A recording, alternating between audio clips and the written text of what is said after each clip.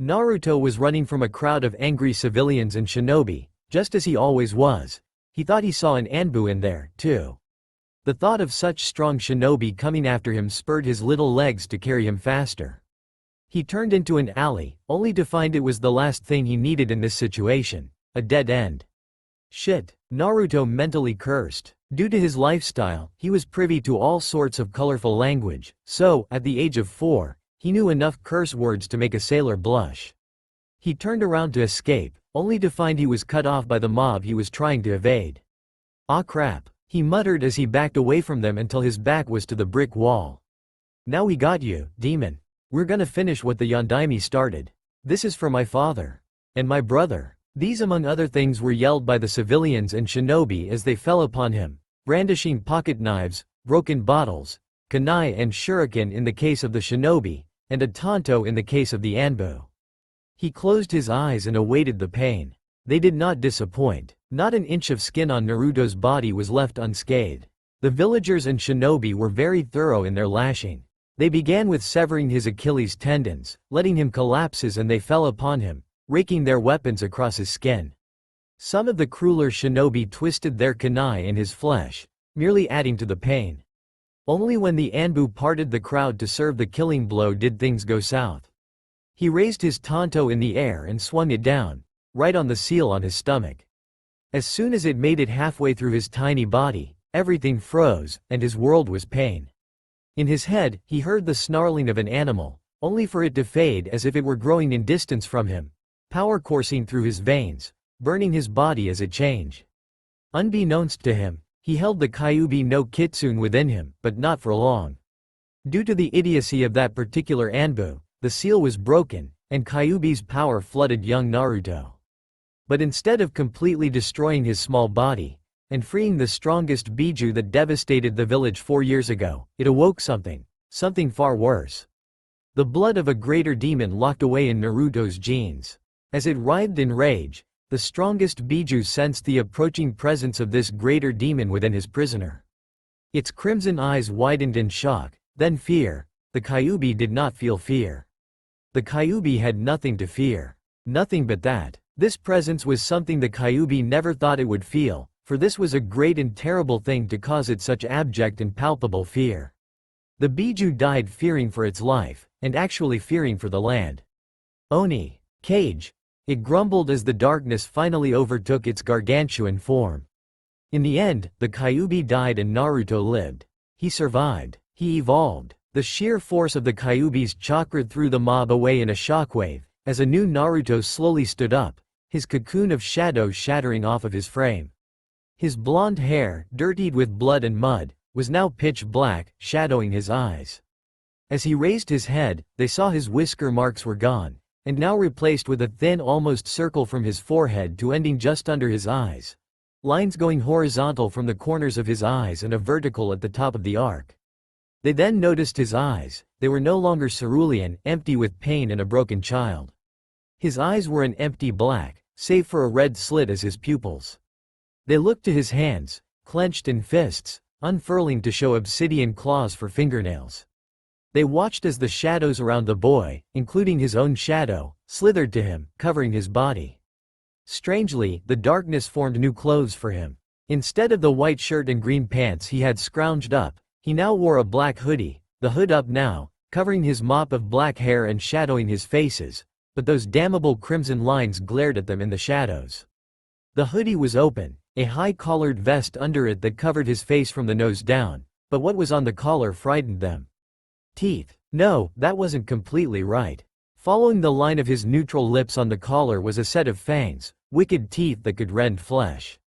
And they looked real, as they shined in the moonlight, sticking off of the surface of the fabric.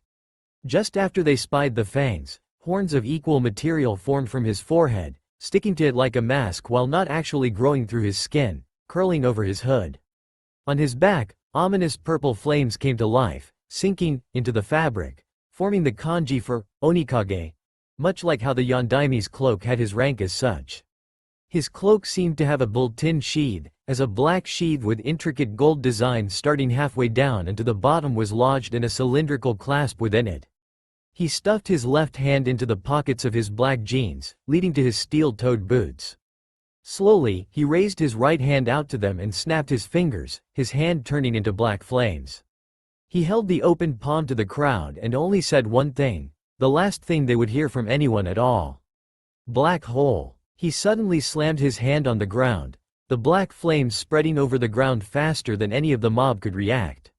When they realized it didn't hurt them, they sneered at the demon for using such a useless technique and prepared to continue their onslaught, only to be stopped as a man near the back shrieked in alarm. Looking to him, weights dropped in their stomachs as they saw him sinking into the obsidian flames. Soon, other members of the crowd followed suit, yelling in fear as the abyssal fire engulfed them. Some of the shinobi reacted fast enough and jumped onto the adjacent buildings they were between and began throwing their kunai and shuriken at Naruto. The shadows immediately around him seemed to freeze and flatten, as quick tendrils of the black abyss shot up, deflecting the projectiles with ease. Looking closely, they could see sneering jaws and leering eyes within the darkness protecting him, and grew fearful. The Anbu appeared within his guard and swung his tanto, removing Naruto's hand from his arm. They fell onto the flaming ground, the darkness swallowing the civilians parting for them, showing the normal dirt underneath. Suddenly, a black smoke with a crimson glow emanated from the cut wrist, soon engulfing the hand as the same smoke wafted from his wrist and reformed his hand. He clenched his hand to renew the feeling and turned to the Anbu that dared to attack him.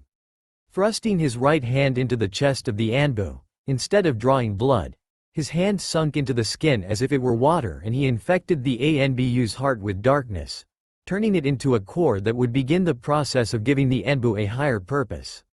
Soon the Anbu was seized by black nothing, broken down and reshaped to fit his nature. Despite the spirit of the Anbu, he did not keep his individuality or any defining characteristics. He became a shade, a hollow shell. Keeping a humanoid shape, this shade was a spindly thing, twitching just a tad now and then. Its body was shaped as if it wore a form-fitting suit with clawed hands and feet. It had dark gray skin, black fangs on the outside of its lips instead of in its mouth, and a single blazing red eye, a black barbed pattern across its entire body. The eye traveled along this pattern, looking around until it returned to the face and stared at Naruto. The shade twitched as it bowed to him. Naruto smirked at what an elite Anbu became, showing his longer canines. He pointed to the remaining shinobi, and the shade nodded, sinking into its own shadow and slithering across the ground, up the wall, and across the roof to behind one of the shinobi attacking Naruto, his projectiles still deflected by his protective darkness, his own smirk matching some of the ones within the blackness of his shield. He eyed the Chunin with mirth as the remnant of its own ally shoved a clawed hand through his chest, converting his heart the same way Naruto did that formed the shade, and made itself a brother. They set about eliminating the remaining shinobi. The last one left grew extremely fearful. The black fire along the ground was gone, as were the civilians that sunk into its embrace, no remains left. His allies against the demon turned into things for its bidding, and the demon set his sights on him. Naruto decided to make an example of him to the entire village, and tapped into his large chakra coils that now held the entirety of Kyuubi, the demon forever erased from existence, the process of his rebirth giving Naruto his power and knowledge. He was soon engulfed in a shroud of black chakra, the very center, around his stomach, filled with white lights, like stars in the night sky, one tail swaying behind him. The shroud took the shape of a fox, but had some added features, as the symbol on his face grew. The ends of the arc curving to go down his cheeks until they reached the corners of his lips, though hidden by the high collar, with the teeth actually opening like a functioning mouth. The horns upon his brow shifted forward, creating Biju chakra echoes in the cloak. He made sure to flood the village with the foul feeling of his chakra, and disappeared in a burst of speed. The Chunin was terrified. The demon showed its true colors, killed his comrades, and was now after him. Before he could even scream or run in terror, his life was ended with a sweep of Naruto's claw, the only sign of his existence being a bloody smear on the ground and walls. Naruto dispersed his chakra cloak and jumped down to his small army of 15. Hide in the dark, I shall call you. The old fool and his men approach. Do what you will until you hear me, but do not draw attention to yourselves or me. He ordered, his voice noticeably deeper. The shades showed no outward reply, only sinking into their shadows and slithering into the surrounding darkness. Just when the last was gone, Hiruzen appeared, flanked by his personal guard of elite Anbu. He sneered as he felt the ill intentions of all but three of them: the one with gravity-defying silver hair in the Inu mask, the woman with long purple hair in the Neko mask, and the brown-haired man who seemed to be wearing some odd face guard under a Tora mask. "Greetings, Hokage-sama, so good of you to join me after the damage is done," Naruto intoned coldly, sneering at Hiruzen for arriving to the party after he just got done with his own brand of festivities. Sarutobi frowned at the manner in which Naruto spoke to him. Naruto was only respectful when he was pissed. "You will show respect to Hokage-sama, demo," an idiot Anbu yelled, only to be silenced by a tendril of darkness lashing out from Naruto's shadow, filleting his body and splattering his blood amongst his colleagues and the Hokage's robes, smirking all the while. He enjoyed the shocked face of the Sandaime he could see, as well as the shocked stances of the Anbu, except the three who held no ill will towards him. Perhaps they believed he deserved it? Odd. "Naruto, you did not need to kill him. He was spouting nonsense." Hiruzen snapped at the ex-blonde, hoping to keep Naruto's once secret of his status as such. "Oh, come off it, old man, when I was reborn, I knew." Naruto quipped back, smirking at Hiruzen's shocked visage. He knew? What does he mean, when he was reborn? Perhaps it could explain this sudden change, and that power he just used. Hiruzen mused in his head. "In case you're wondering, when the damnable Anbu partaking in our little party stabbed me in the stomach, he did what you all wanted, excluding you four," he added, pointing towards Hiruzen and the three, whom he decided to refer to as the Understanding. "The Kyuubi is dead," he finished. Sarutobi was shocked beyond belief. Minato's seal was supposed to drain the Kyuubi into Naruto's chakra coils once he was 18. He's only 4. Or rather, he was 4 before that happened. He eyed the new Naruto, noticing he was taller, leaner, toned, and his voice was deep, reminding him of a man scorned by his enemies in war. "Impossible, you're still here," another Anbu yelled, only to be flayed by the tendril from before. Now, children, daddy's telling a story, best not to interrupt," Naruto chastised, speaking to the group as if they were all 5. "With the breaking of my father seal, Kyuubi plunged into my system. But I did not die, he did. I hold the power of a demon's blood now, the greatest and most feared demon in all history. With its awakening, came my rebirth," he said with a flourish of his hands down his new form. "With my rebirth, came power," Naruto demonstrated as his hands burst in black flames and the shadow that killed the 2 Anbu writhed around him, tendrils waving, eyes leering, jaws cackling and sneering. Crimson dots opened within the shadows of the alley, watching everything. "I speak this message only once. Do not cross me, or you will die. That goes for you, too, old man," Naruto threatened Hiruzen, shocking everyone.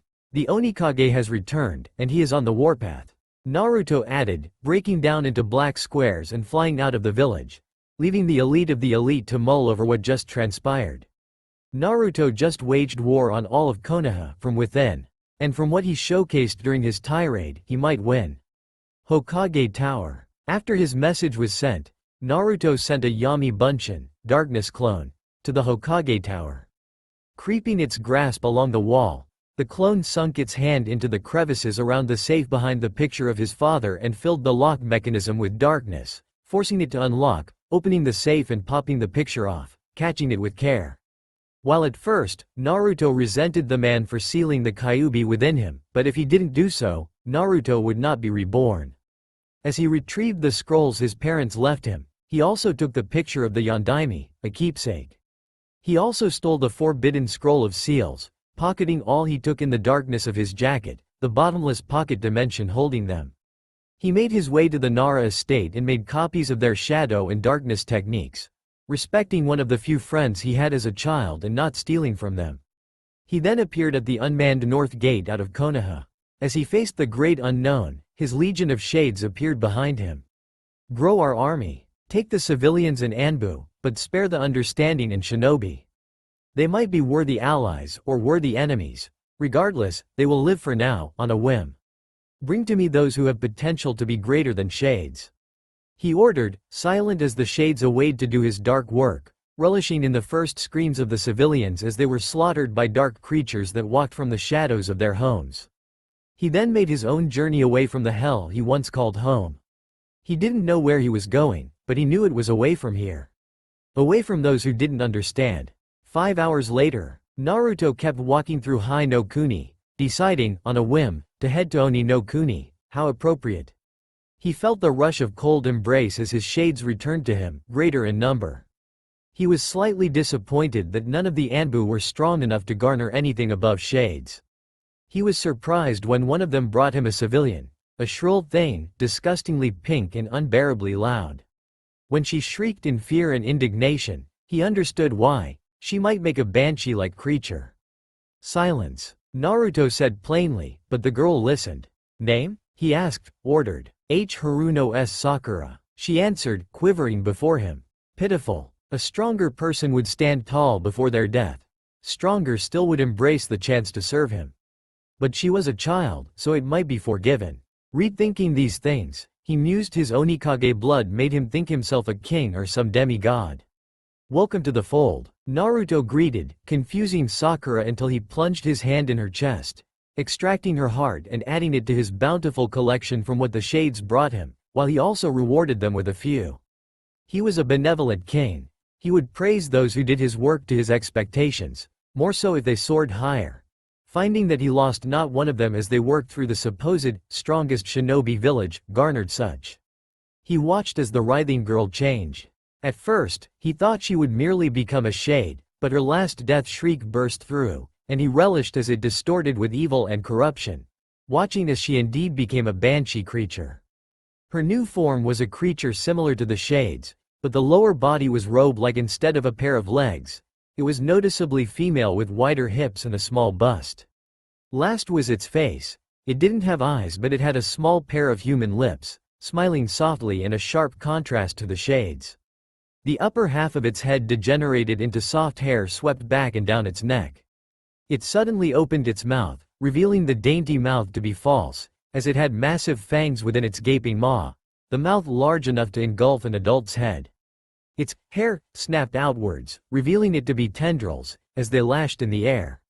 Its dainty hands morphed into claws as spikes suddenly formed up its arms and it shrieked to the heavens, nearby woodland creatures dropping dead as the sound eradicated their souls and burst their eardrums.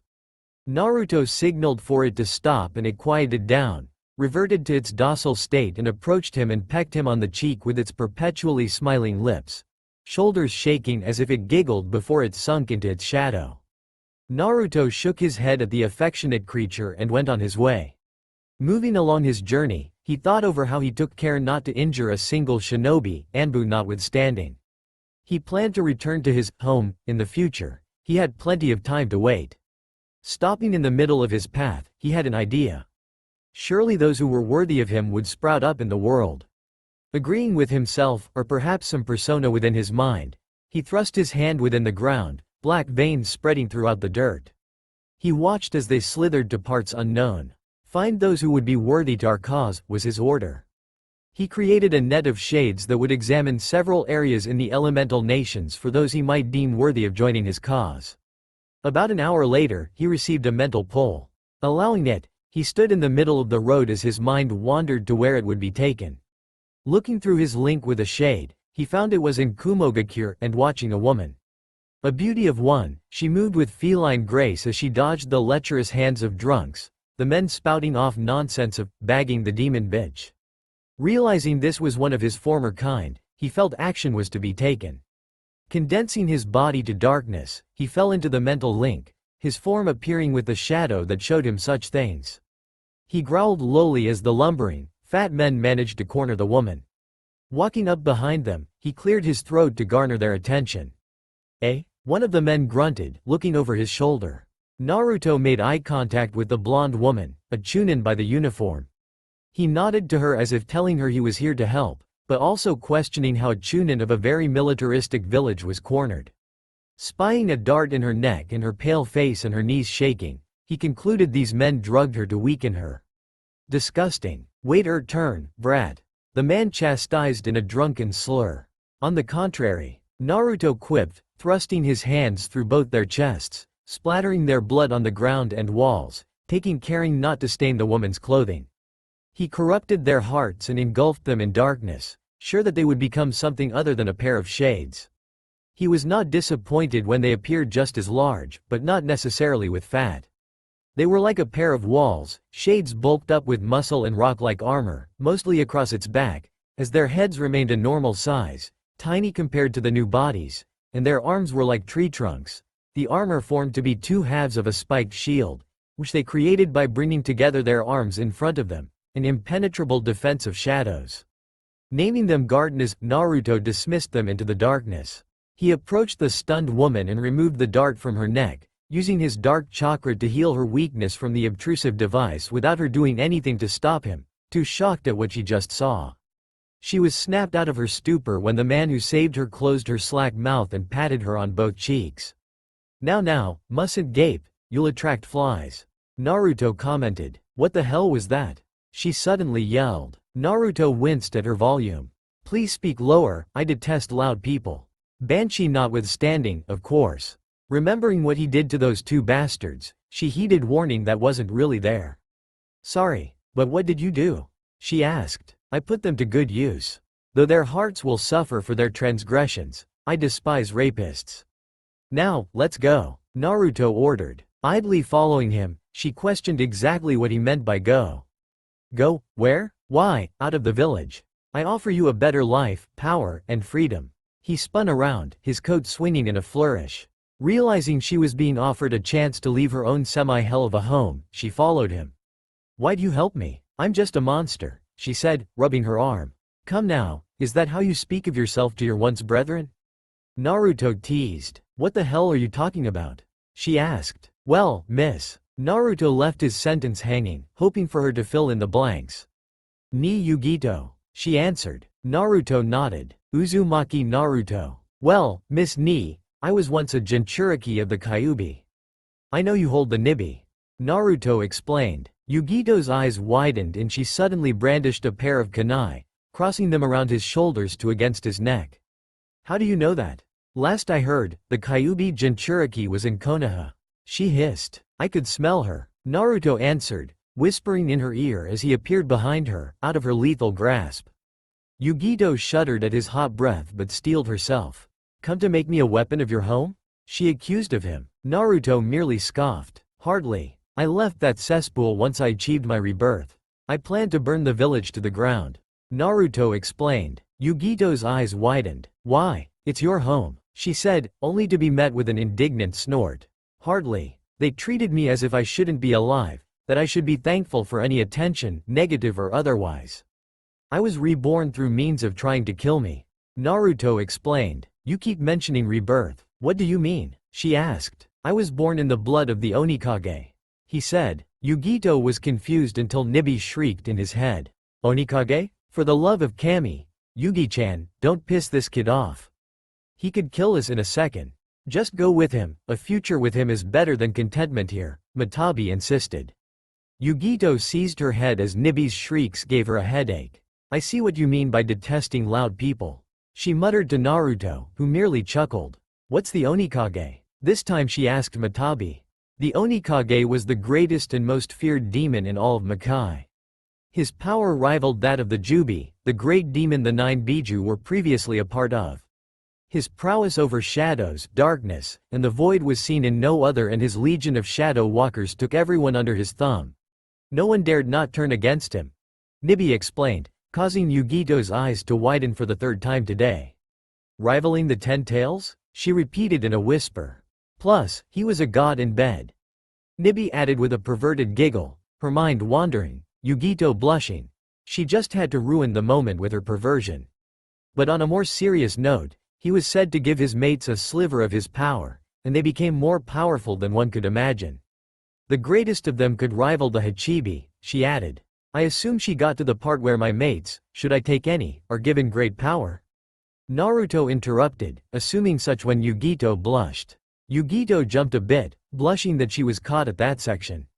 She nodded and added rather shyly, shuffling her feet in the dirt, her hands behind her back. Yes, she said meekly. You're just trying to adorable your way to that power, aren't you? Naruto deadpanned. Yugito blushed worse at his choice of wording. He found her adorable? Well, I suppose if you're joining me, it only makes sense. Naruto seemed to admit. Yugito blushed even worse. So does that mean I'm MMPH? She started, only to be muffled by Naruto seizing her lips with his own. Surprised, she slowly fell into the kiss, wrapping her arms around his shoulders as he did her waist. Naruto's lips wandered from her lips, kissing their way to her neck, causing her to mewl and moan, and he bit down on the junction between her neck and left shoulder, injecting her with a sliver of his power, causing her to let out an orgasmic moan. Naruto stepped back, though with some difficulty, as she seemed to be rather clingy as she writhed in the pleasure of the power coursing through her veins. He watched as she was engulfed in black flames and could feel the power pouring off her. The flames were doused, and Naruto looked at the reborn Yugito. Her dirty blonde hair was now black, much like how his changed, but kept the same style. Her face bore the same symbol his did, her honey eyes more of a gold now, glowing slightly in the night. Her entire outfit was black and, looking down at herself and lifting her breasts in confusion, she found they grew to almost a D. She blushed but pouted at Naruto at the rather objective physical change. You fucking horndog, she complained. Naruto merely chuckled with her. I did nothing. The darkness that molded you formed you into a vessel it believed appropriate. The original Onikage was known for various concubines, and thus reacted accordingly, independent of either of our wills. Obviously it evolved you to how you probably would be as a full adult. Where you, 14, 15? He guessed, not waiting for an answer. It did the same to me. I'm technically 4, believe it or not, and the Onikage blood evolved me into this. He said, to her gobsmacked expression. Now come on, that influx of chakra of a foreign nature was sure to alert the. He stopped when he turned around, finding a squadron of Volt, Kumos Anbu, facing him. Authorities. Naruto finished plainly, glaring at the small group before him. He slowly spun around to look at Yugito.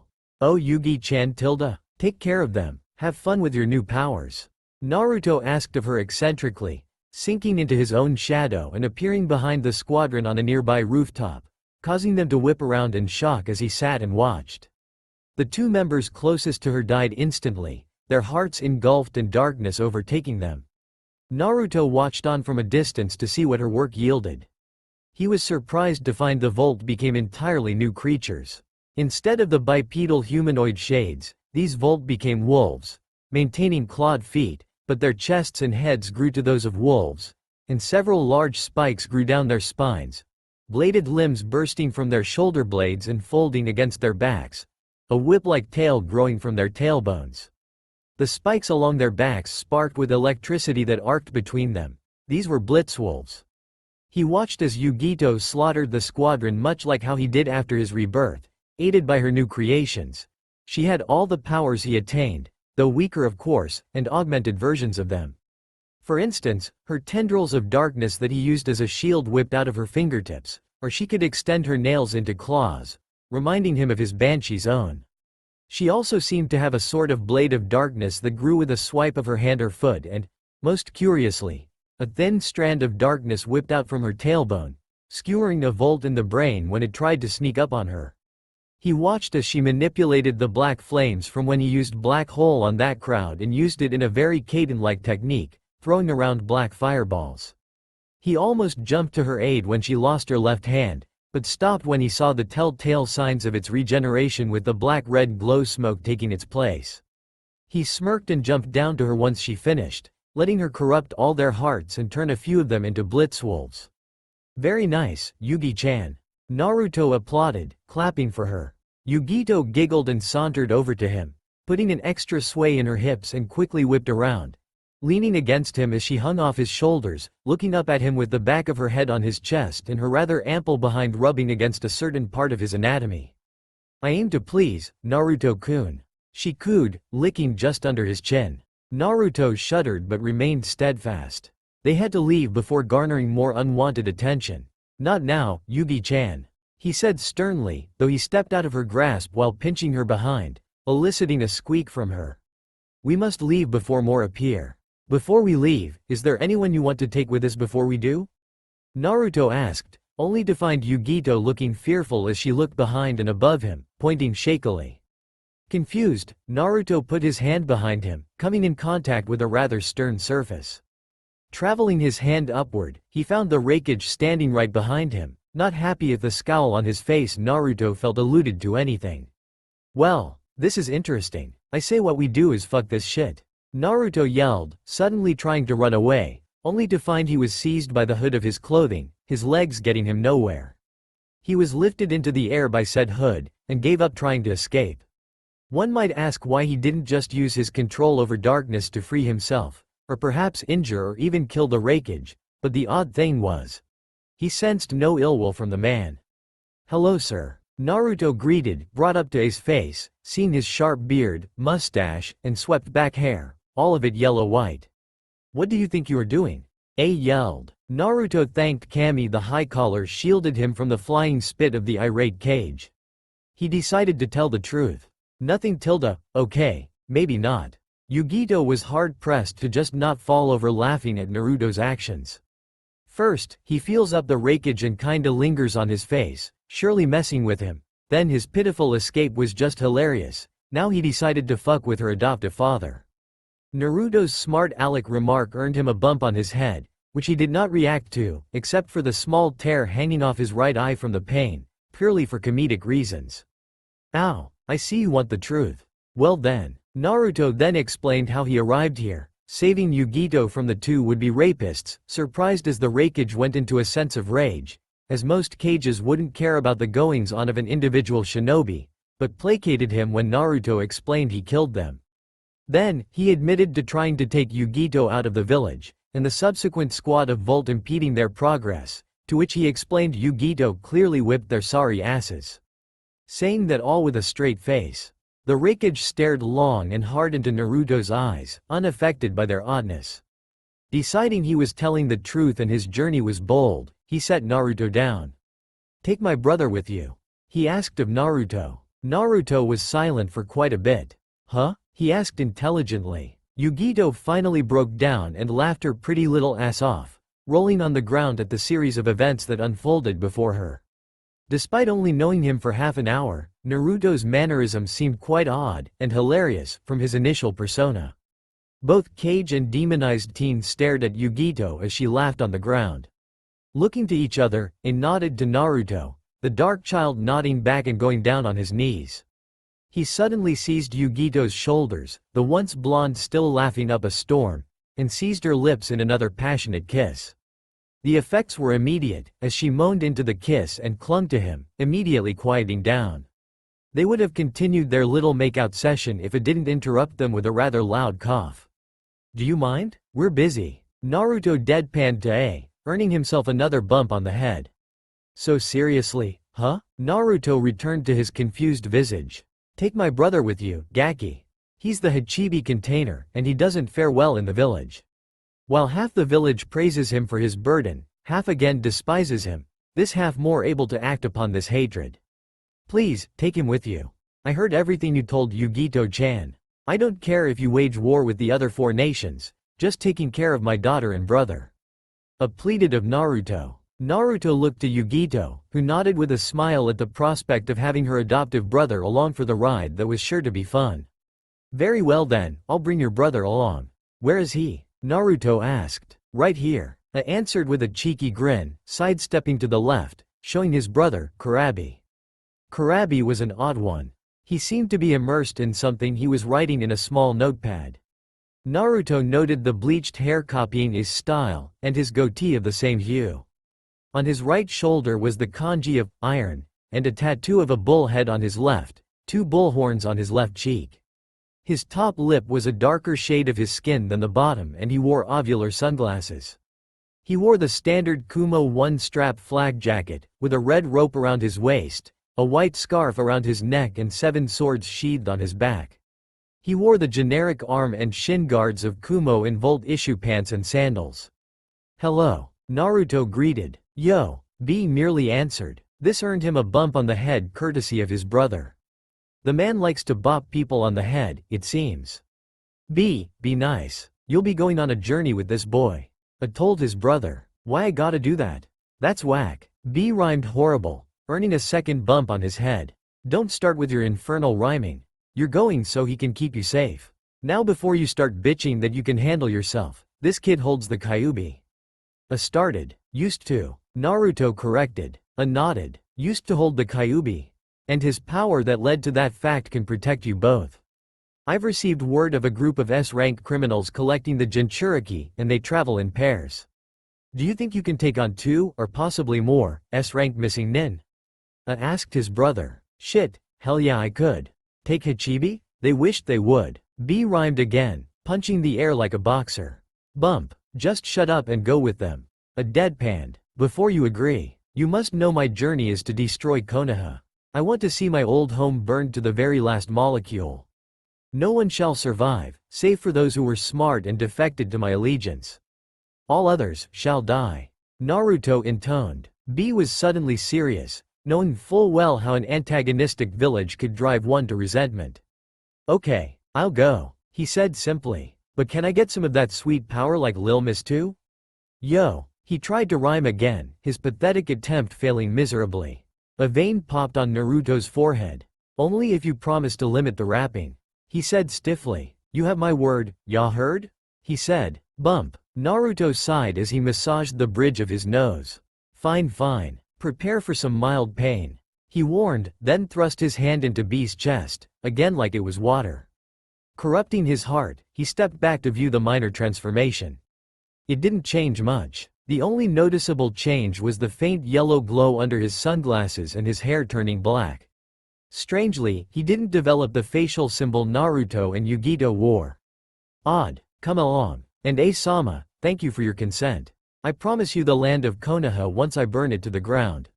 Naruto offered as he walked around with his 2 cohorts. Chuckled nervously, disbelieving he just sent his brother and adoptive daughter on a mission with a complete stranger to destroy Konoha, and perhaps the rest of the elemental nations. He waved to the group. The Onikage has returned, and Konoha will burn. The newly reborn Naruto was currently walking down the dirt path with his subordinates and comrades, Ni Yugito and Kurabi, in tow. Explaining his actual reason for wanting to destroy Konoha, i.e. his childhood as a whole, Naruto vowed he would destroy his old home until not a single person was left alive, save for any who developed a brain and defected to his cause. Until then, he would train in his powers, especially his darkness manipulation. Speaking of which, he found he couldn't use any other element. No Kaden, Futon, Raiden, Suiden, or Doden. But training in his special elemental manipulation, which he decided to call Kageten for shadow release, he found he could manipulate the shadows into any shape, including a false form of the 5 affinities, including most of the sub-elements. Darkness is universal, in location and shape, so he could manipulate it to spread like fire, blow like wind, quake like earth, flood like water, or strike like lightning. He also currently achieved a false version of wood release, ice, storm, lava, boil, steel, scorch, explosion, and dust. He didn't know how it could imitate the others, like swift release, magnet, yin, yang, or yin-yang, and blaze release is essentially the same as his false fire release. Thinking of the versatility of his darkness made Naruto's mouth water. He could fluidly weave from one element to another. He also found out he had 2 other elements at his disposal. Dark release, allowing him advanced chakra manipulation in its raw form, though he had no idea why it was called Maiton when it had no relation to the darkness, and void release, the control over the maddening abyss his converted chakra seemed to derive power from. It gave a sort of gravity manipulation and access to spacetime ninjutsu, due to its ability to ripple the air around him and his target and encase them in a pocket dimension.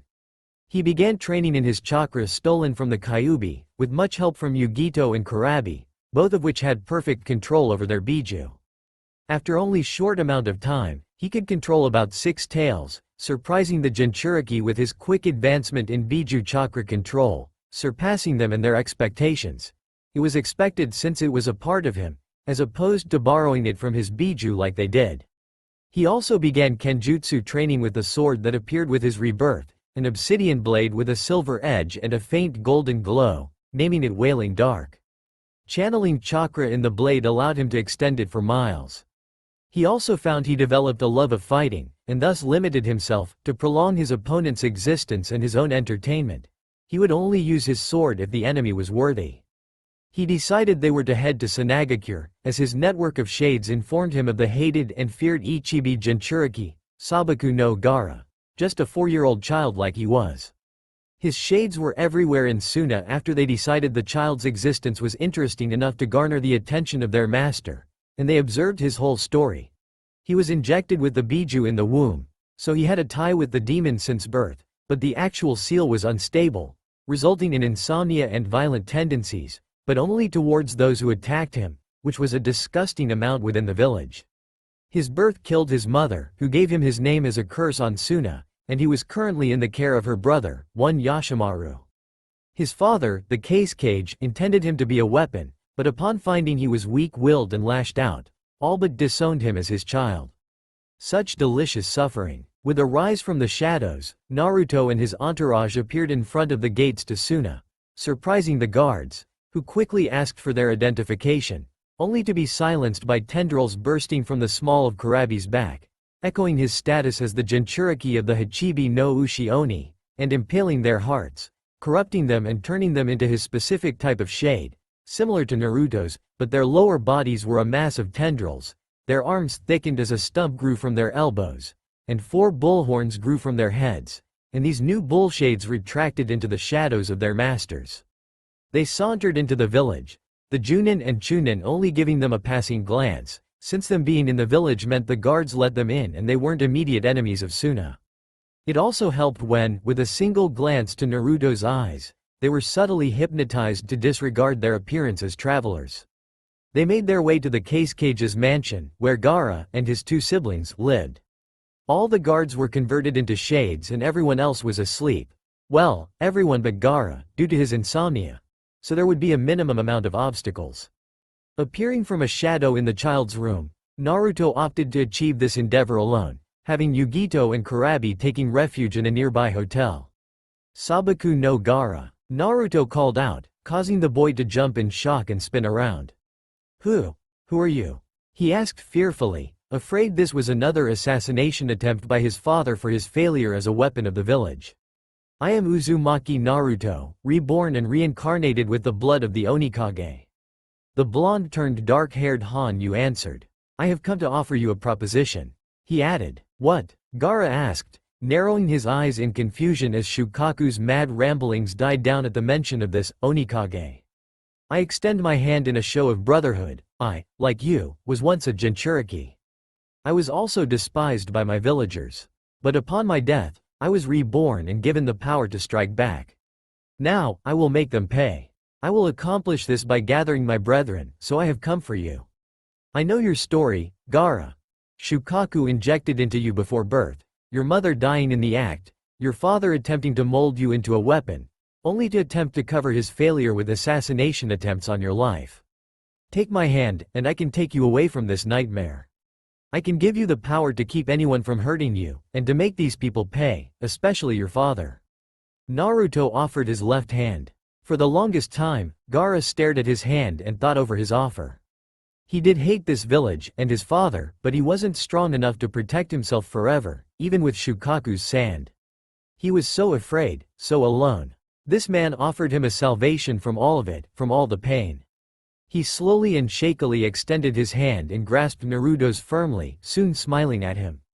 Naruto smiled in return. Excellent. Now, I apologize in advance, this may sting. Thrusting his right hand forward, he converted Gaara's heart into a seed of darkness, the redhead's body engulfed in darkness, as his change would be more drastic than Yugito's and Kurabi's, as their bodies were already fully grown. He stepped back from the cocoon of shadow as it fell, the new Gaara taking its place. His red, messy hair now turned black as the night, his seafoam green eyes now yellow. Gaara was now only 4 inches shorter than Naruto, now evolved to an adult-like state much like him.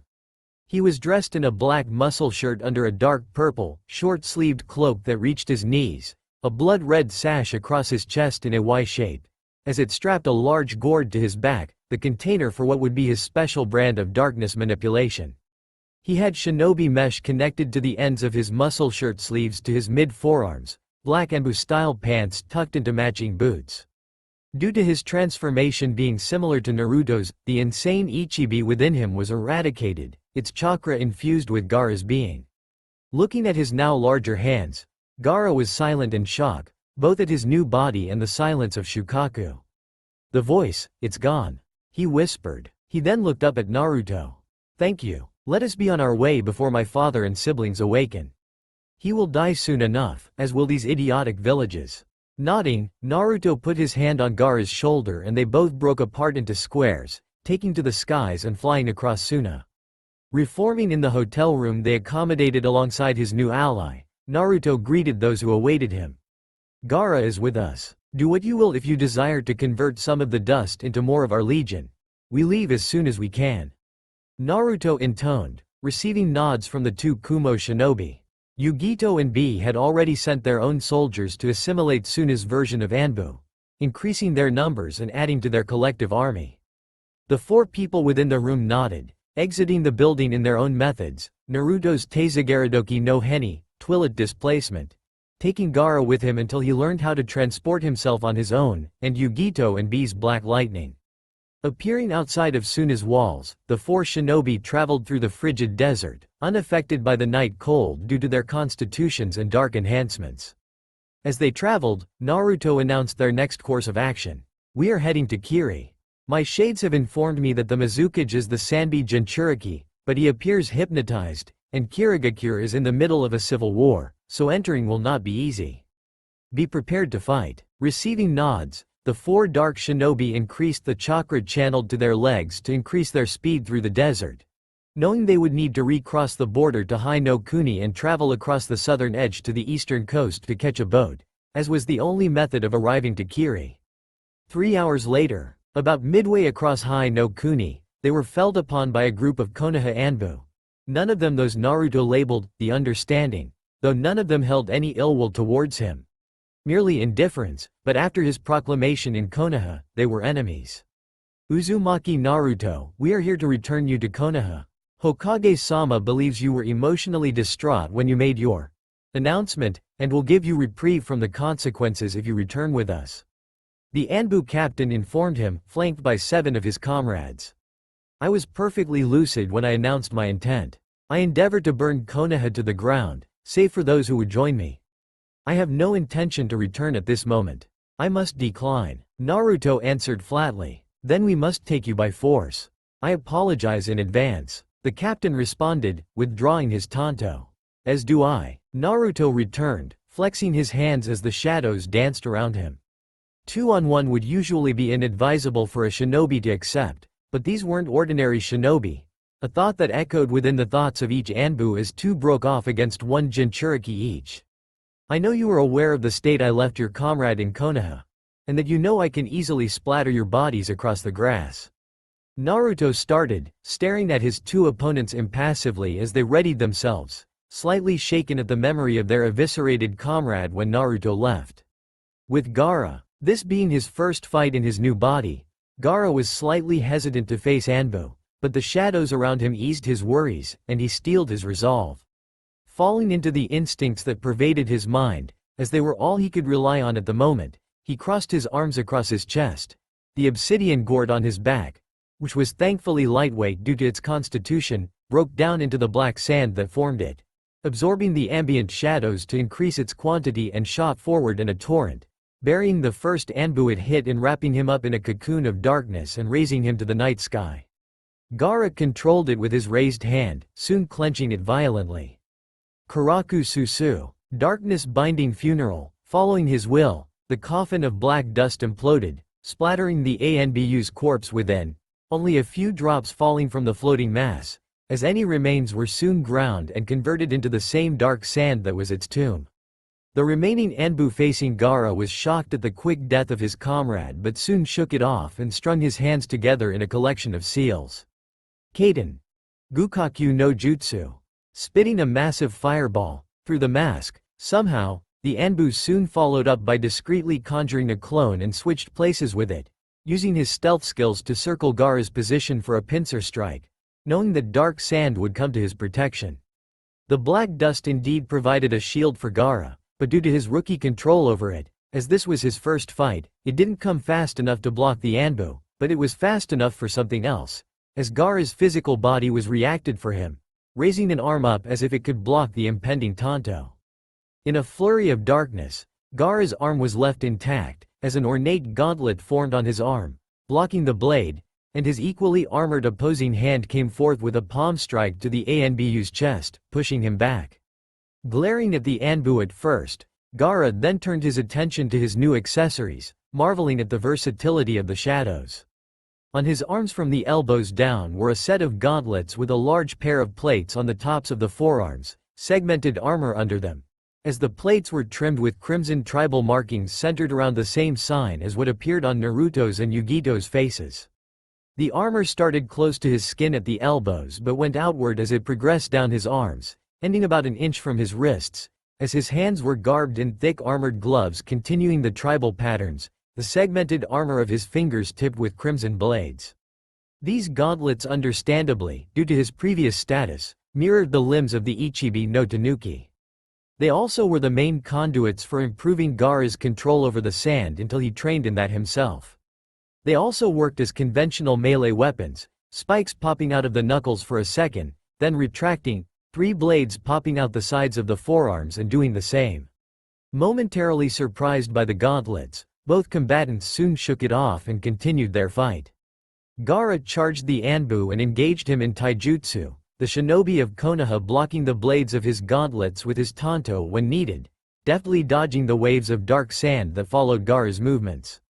With a somewhat oafish swipe of his arm, a wave of sand followed Gaara's claws, soon followed up by a swipe with the other hand, then he spun in place, his claws conjuring a ring of sand around him as the Anbu blocked his claws again, dodging the sand, but he thrust both hands forward when he faced the Anbu again, several spiked tendrils sprouting from the ring and intent on splattering the Anbu's body across the foliage.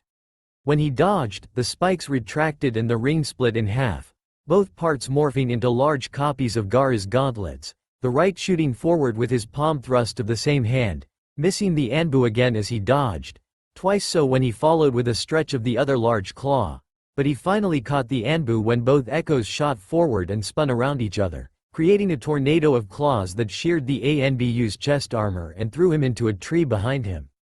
Slamming his hands on the ground, Gaara sent another wave of sand to engulf the Anbu, binding him to the tree, and conjured a small legion of shukaku-like limbs, flying around him like a swarm of gnats until they melded together into a sphere of black sand, soon collapsing in on itself and killing the shinobi. Standing up straight and panting lightly, Gaara dispelled his gauntlets and remade his gourd, returning to the path, waiting for his fellow Jinchuriki to finish their fights, idly musing about what else he could create with his sand. With Naruto, but I won't do that to you. I wish to prolong this fight. I wish to test myself. I wish to play with you. Naruto continued, smirking as their shaking increased slightly, but their resolve was unwavering. With Yugito, Miss Ni was currently engaging her duo of Anbu in Kenjutsu, using her Kage no Sume, shadow claws, to combat their Tanto, hissing when one of them channeled wind chakra through their blade to easily cut through her claws. Snarling at them, much like a cat, black lightning started to crackle around her hands. Surprising her opponents, her entire arms actually turned into black lightning as she thrust them forward, 2 large blasts of electricity heading for them. Raiden. Suin Kuroi Kaminari Teiho. Lightning release. Twin black lightning cannons. Barely dodging the massive lasers, the Anbu rolled out of the way and returned fire with a fusion of Gukaku and Renkuden, the already large fireball growing exponentially in size and ferocity as it closed in on Yugito, who hissed as the strong light numbed her body slightly and she reverted her arms and clapped her hands together. Raiden. Reijin Heki. Lightning release. Lightning encampment wall. The ground burst with the shield of lightning forming in front of her, a large explosion resulting from the 3 elements meeting. All was silent for a moment as the Anbu waiting for any sign that Yugito survived. From the dust cloud came their opponent, her arms from the elbows down turned into obsidian blades, a circle of spikes marking the transition between flesh and darkness, as she fell upon them with a roar.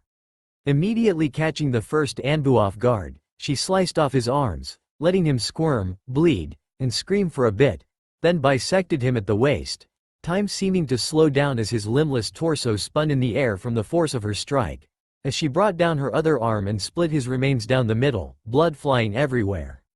The force of her strike embedded her bladed limb in the ground, and the ANBU's blood soaked into her dark weapons. Pulling her arm free, but keeping the blade stuck, she morphed her limb into a sword held by her normal hand, which she retrieved from the ground and brandished towards the remaining Anbu. The blade of her opposing arm widening to an axe and sliding off for her human hand to wield a large hand axe. With a lunge, Yugito almost flew across the ground as she attempted to impale the ANBU's head, but her opponent blocked the blade with his tanto and pushed her off, spitting a quick teppodama to ward her off, but she temporarily grew her axe to insane dimensions and split the technique in half, shrinking the weapon to normal size and raising her sword-wielding hand to the sky, slowly rotating it at the shoulder in front of her, darkness creating clone limbs and weapons, as she now had a forest of arms from her left shoulder, resting the shadow axe on her right. Okoreru Kami no Kage, shadow of an angry god, she intoned flatly, before she shot forward by kicking off a vertical platform of shadows. A storm of blades greeting the Anbu as she thrust all her blades repeatedly. Very quickly, the ANBU's guard was broken, and large, deep cuts were strewn across his body, rendering his body armor useless, and soon relieving him of his weapon, his limbs, and eventually his life. With a cry of effort, Yugito brought her axe around and decapitated the Anbu. As his body fell, she dispelled her limbs and weapons of shadow, leaving the area and joining Gaara on the path they were taking to Hai no Kuni's east coast. With Naruto, I will not sully my hands with your blood. My new pet shall be the harbinger of your end. Naruto intoned as his form turned pitch black, an ominous silhouette before the Konoha Anbu as the darkness seemed to come to life and step away from him, towards them, and taking a new shape. Its figure thinned slightly, but what could be made out as the original's clothing shifted around as colors other than black slowly faded into existence. With gray, dead flesh garbed in an open, black robe with sharp shoulders and no sleeves, the creature's chest was bare for all to see, as its ribcage was torn open, revealing a pulsing mass of pure darkness, like a heart. Above the torso was its throat bound in a metal brace, a broken chain hanging off the loop to its right, but a complete chain to its left connecting it and the metal brace on its left wrist, over black bandages worn on both forearms. Its terrifying visage was stuck in a maddening grin, its blank sockets staring at nothing, but the Anbu could swear it was looking at them. The kanji for Onikage emblazoned on its forehead, a light with a violet flame. Though decayed and rotting, its arms showed defined muscles, its fingers ending in jagged claws, the left hand grasping its weapon of choice. The wooden pommel of a scythe, a sharp curve in the decaying bark ending in the heel of its obsidian weapon. A lantern-like attachment glowing with a dead light, the blade shaped more like a handheld sickle than a traditional scythe, straight, then breaking into a curve. The silver belt of its robe started on the bottom of its sides, then curved down to a point just below its waist. Its robe flowing in front of its armored legs, the slightest hint of its silver-cuffed boots visible to the Anbu. Now rise, Naruto ordered. The standing corpse suddenly sprung to life, taking in a rasping air as its chest rose slightly and the empty blackness of its eyes glowed with white orbs, soon staring at the Anbu in sick glee. Its joints creaked as it began to move, gripping its weapon in both hands and taking a stance as if to lunge at them. And fall. Naruto ordered the Anbu, his creature springing into action. With Kurabi, B was currently playing with his opponents, though not on purpose, as he was writing in his notepad various raps for the future as he dodged their swipes and jutsu with ease. Of the group, he was the most experienced in the life of a shinobi, and as a Jinchuriki. When one of their tantos sliced off a corner of the page he was on, he suddenly stopped and scowled. Closing his notepad and pocketing it, he coated his pencil with lightning chakra and threw it lazily, but it shot through the air like a bullet, piercing the Anbu at fault in the brain, killing him instantly. B was usually laid back when it came to most things, but he became very serious when someone interfered with his hobby. The only one who could interrupt him was Naruto, as he was strong enough to warrant interruption. Everyone else would be met with extreme retaliation. And these Anbu broke his groove. He suddenly exploded with Biju chakra, three tails writhing behind him as a pair of horns formed from the foul chakra. Thrusting his arm forward, he morphed his tails into more arms, sending a wave of tailed beast chakra arms towards the remaining Anbu, causing him to jump high to avoid them, leaving himself open for a follow-up which B didn't let slide. Hedo Bato. Utilizing the horns of his chakra cloak, B didn't actually go for a headbutt. Rather, he used them to relieve the Anbu of his right arm, turning around above him and coating his left arm with lightning chakra, holding it to the side and flexing his muscles. Rariato. Shooting downwards with a burst of chakra, B caught the Anbu by the back of his neck within his elbow, the force quickly tearing his cranium off, as B landed with a crash, dispelling his cloak. B didn't train all that much in his new shadow techniques, unlike Yugito and Naruto, so he opted for what he knew. If he ever got the energy to bother with it, he would train in them in the future. Yugito would probably have to bash him on the head to motivate him, though. With a shunshin, he appeared with Yugito and Gaara, already writing in his little notepad again, causing Yugito to sweat drop. With Naruto, Naruto's creature surprised the Anbu with its speed as it liberated one of them of his right arm. As the trailing light of the lantern on its blade passed over the stump, the Anbu's illuminated flesh began to decay and rot, yet the limb regrew, only to horrible mutate after it finished regenerating. At first, the gray limb merely had varicose veins, but the prominent ones on the top of the hand leading to the knuckles began to throb and grow, the skin bursting open along the middle and ring fingers as a black substance bled from them, fusing the fingers into a wicked claw, smaller ones breaking the skin of the remaining fingertips. A black tendril burst from the bottom of the wrist, and the ulna tore itself out of the side of the arm, reforming into a wicked blade as the ripped flesh of the forearm knitted itself back together and hardened, creating faux scales that flared out and became several small blades down the arm. About to mock Naruto for outfitting his opponent with his own power, the Anbu victim yelled in shock and horror as the arm seemed to have a mind of its own and direct him to attack his comrade. "Kuma, what are you doing?" The snake-masked Anbu yelled indignantly as he deftly dodged his seemingly mad comrade. It's not me. This thing has a mind of its own," Kuma defended, not noticing the gray sickness crawling up his arm and morphing the flesh along the way. Only when it reached past his shoulder did he realize and began to panic even more, resorting to stabbing his possessed limb, but that only agitated the virus-like substance, and he still felt pain. "Fuck it, cut it off. Cut it off," Kuma pleaded of his comrade as the infection began to creep near his throat. With no hesitation, as any second wasted was another second the disease-like substance had to plague his comrade, Hubby channeled wind and fire chakra through his tanto, a skill he had mastered over 3 years of intensive training, and swung, slicing the possessed limb off his comrade, mentally wincing at his agony-filled screams, even as the wound was cauterized, to prevent him from bleeding out. Grasping at the surgically precise stump that was once his shoulder, Kuma grit his teeth and panted heavily to toughen through the pain. Just as he started to calm down, uncaring that Naruto and his creature stood to the side, purposely leaving them be, as if waiting for something, another wave of pain shot from where his burn was, as bone and muscle burst out of his shoulder, reforming into an arm, but radically different from the mutated limb from before. The arm consisted of 3 main gray masses connected by thick, black tendrils. The mass at the shoulder bore a right-side-up triangle, though the bottom right point proved to be the tip, as 5 lines were behind the left edge, reaching back to hide between the spout-like growths sweeping behind the mass, minuscule embers of chakra floating at the end of the openings. The second mass floated where the forearm would be, a large tomo shape with a heart-like symbol, only horribly mutated and altered to suit the flesh, the entire mass pulsing to a heartbeat. The last mass, the hand, was comprised of a disc shape with 4 claws sprouting from it, the black veins leading to the ebony tips. The weight of the mass appeared to be substantial, as the plagued Anbu nearly fell to his knees, the transformed limb touching the ground. What is this?" The Anbu yelled at Naruto, unable to move at all. Just when he got the feeling back in his legs, his arm came to life again, swinging at his partner, but there was no escape for the man this time, due to its size and surprising speed. A good chunk of the left side of his upper torso was hacked off, including his entire arm.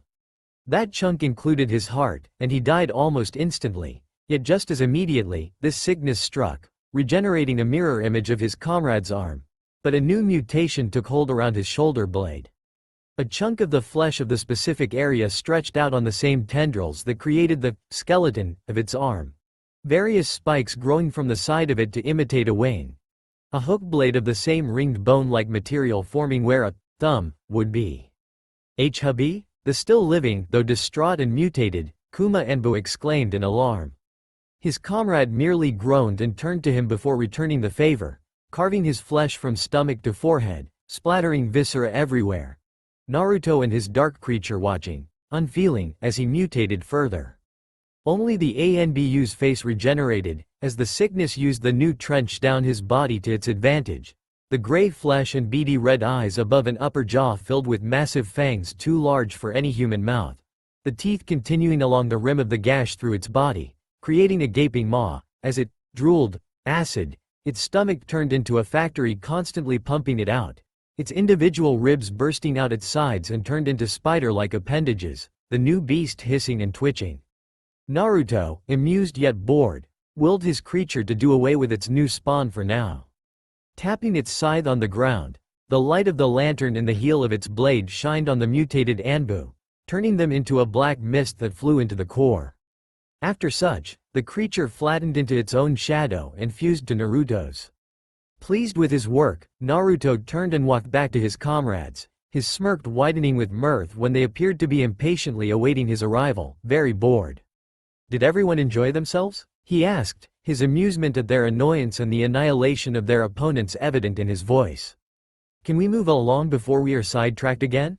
Gaara asked emotionlessly, but Naruto could detect the underlying annoyance at their detour.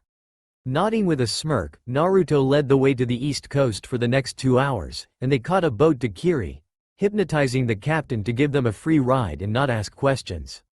As they lazed about, Naruto brought up the topic of their darkness powers he sensed while they fought.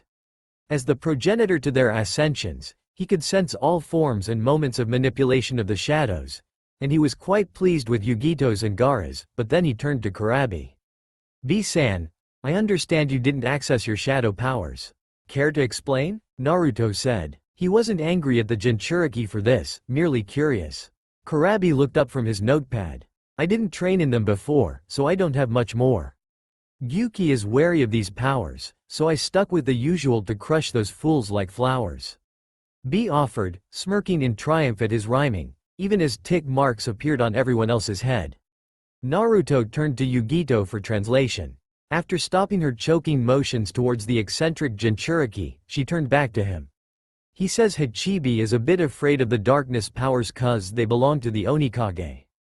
Most demons, especially the Biju, have an instinctual fear of the Onikage and its powers, so it makes sense that Gyuki-san would be hesitant to let his container use them. She explained. Nodding, Naruto turned back to B. Tell Gyuki-san that I am no threat to him or you, B-san.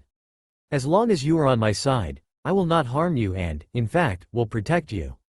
If you wish, I can help you train. Naruto offered. Smirking, Kurabi responded. Sure thing, Mr. 9, that'd be damn fine. He held his fist out.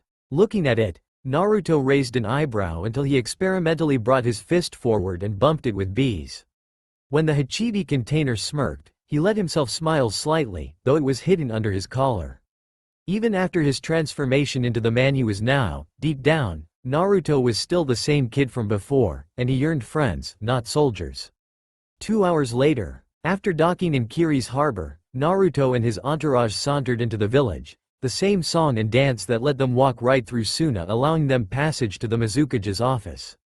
It was almost unnecessary due to the small amount of shinobi in the village at the moment. Apparently they came at an inopportune time, as a majority of the shinobi were out in bloodline eradication squads. It made things much easier, thankfully, but of course the Mizukage tower was still guarded by a pair of Kiri Anbu. Bearing a lion mask and a hawk mask were 2 Anbu flanking the doors to the tower, Lion having white hair with 2 bangs flanking his face under the mask. Through the eye holes, Naruto could see the red bags under his eyes, a Kagaya. Hawk had auburn hair with crossing spikes down the back of his head. He didn't know why, but Naruto had a feeling that Hawk also had a Kekkei Genkei. Odd, seeing as Yagura, the Mizukage, lead the campaign against clans with Kekkei Genkei. Perhaps a moment of fight fire with fire, brainwashing these members, and possibly others, into killing their own family. Such delectable evil. Stopping in front of the double doors, Naruto turned to his followers and addressed them. I will speak to Yagura alone. Yugito, Gaara, take care of these Anbu. B-san, work on the darkness exercises I told you about on the way here. Naruto ordered, turning into darkness and flattening into his own shadow, crawling under the doors before the guards could stop him. The Jinchuriki trio nodded and grabbed the Anbu by their collars and transported them outside of the village to a suitable field for the ensuing battle. Kurabi taking to the sidelines to work on the exercises Naruto spoke of. To aid him, Naruto injected an echo of his being into B's mindscape, sharing the same space as the Hachibi, as it verbally guided B in the steps. Yugito and Gaara engaging the Anbu in combat. What do you freaks want with Mizukage-sama? The Kagaya asked, spikes of bone growing out of his arms as Yugito fought him off with her claws of shadow. We're just here for a proposition. Him surviving all depends on his answered. Yugito answered, smirking as the Anbu grit his teeth in anger. Gaara was currently repeatedly dodging waves of lava and corrosive mist being lobbed at him by his opponent. A Terumi, joy. Well, time to try something. Pushing his will into his shadow, Gaara concentrated as the Shukaku shade formed from his rebirth arose from the darkness around him, creating a black, wide humanoid form behind Gaara. The waist up only, floating behind him like a phantom, its head slouched forward and bearing the tanuki ears, red beady eyes, and a red jagged grin, its arms longer than a human's and clawed like Gaara's gauntlets. Its body was riddled with cracks in its form as if it were broken, red light seeping through them. Gaara's gauntlets reformed, as well as a metal copy of the Ichibi's tail attached to the back of his waist. His opponent, momentarily shocked at the Ichibi-like ghost behind the invader, snapped out of his stupor and spat various lava globules at the raven-headed child, only to be met with the phantasm bursting into a black, sand-like material and form a barrier in front of Gaara, the lava sliding off it harmlessly. Two red orbs and a zigzag began to form on it, two ear-like extensions growing from it. Soon the circular shield became the Ichibi's face, bursting forward with a roar, attempting to swallow him whole. Yoden. Sekaigyo no Jutsu. Sweden. Teppodama. A quick succession of techniques met the dark maw, a mass of quicklime meeting it halfway, the water hitting afterwards and quickly activating the necessary reaction to harden the substance, stopping the manifested darkness in its tracks.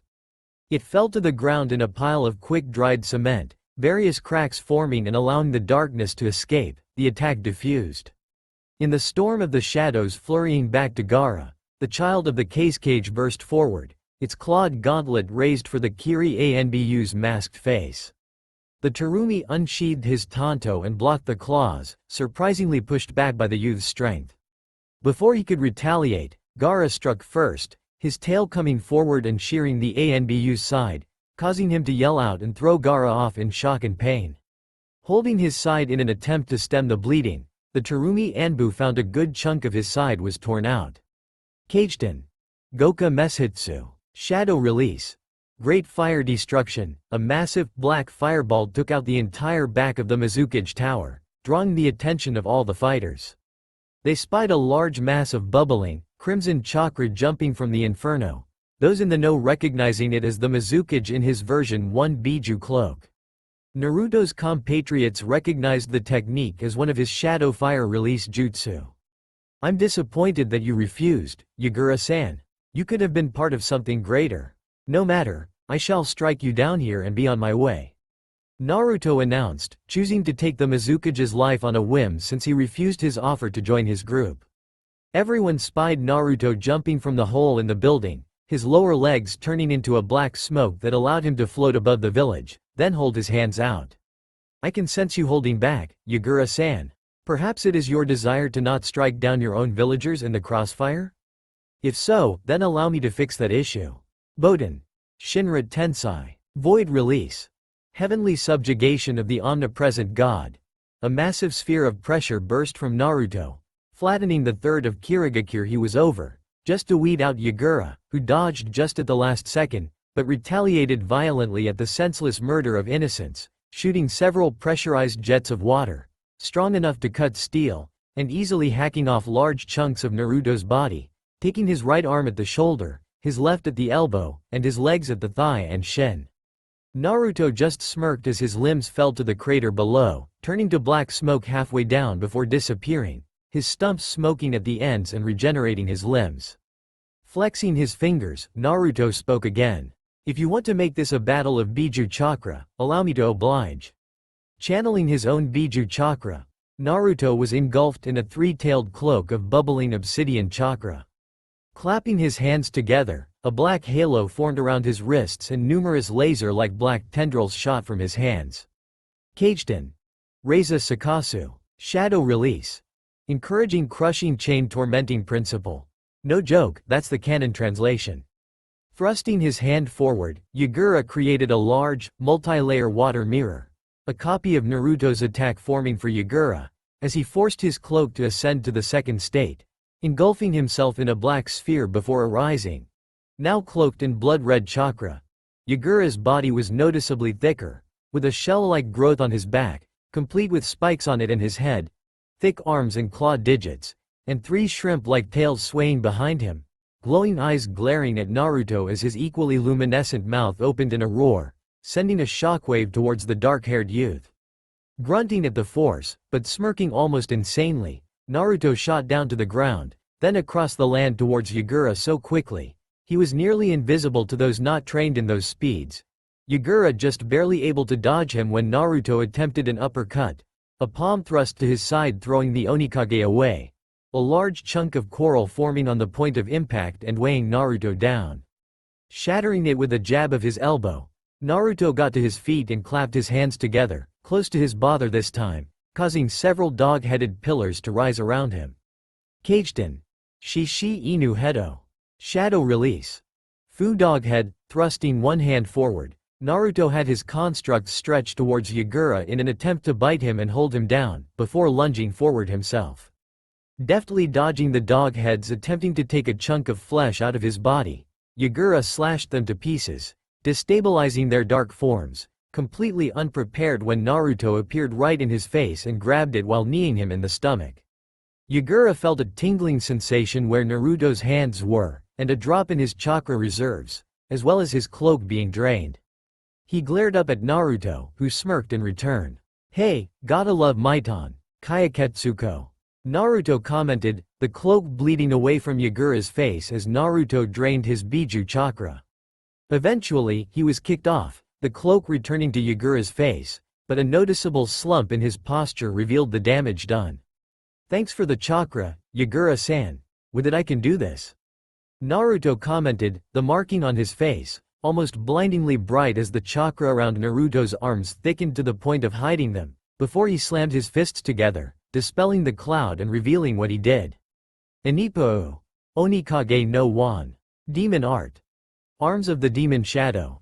He remarked simply, revealing one of the few techniques allowed to him as the new Onikage. His arms were about twice as thick as before, made of some type of organic armor, black intersecting plates flanking an ash-gray strip down the center, which ended in what appeared to be an eye on the top of the hand, glowing crimson and emitting a bit of energy with its movements. The underside of his forearms a midnight purple that stretched onto the palms, ducking into the armor on his fingers that ended in claws. With these arms, the first Onikage struck down and took in the souls of those who would go against his reign, forging them into weapons. With these arms, the first Onikage drew blood from the Kyuubi and tore chunks from its flesh. With these arms, the second Onikage will destroy you. Naruto lectured, the crimson slits of his eyes glowing just as intensely as the eyes on his new arms. Before Yagura could even roar a challenge, Naruto was already upon him.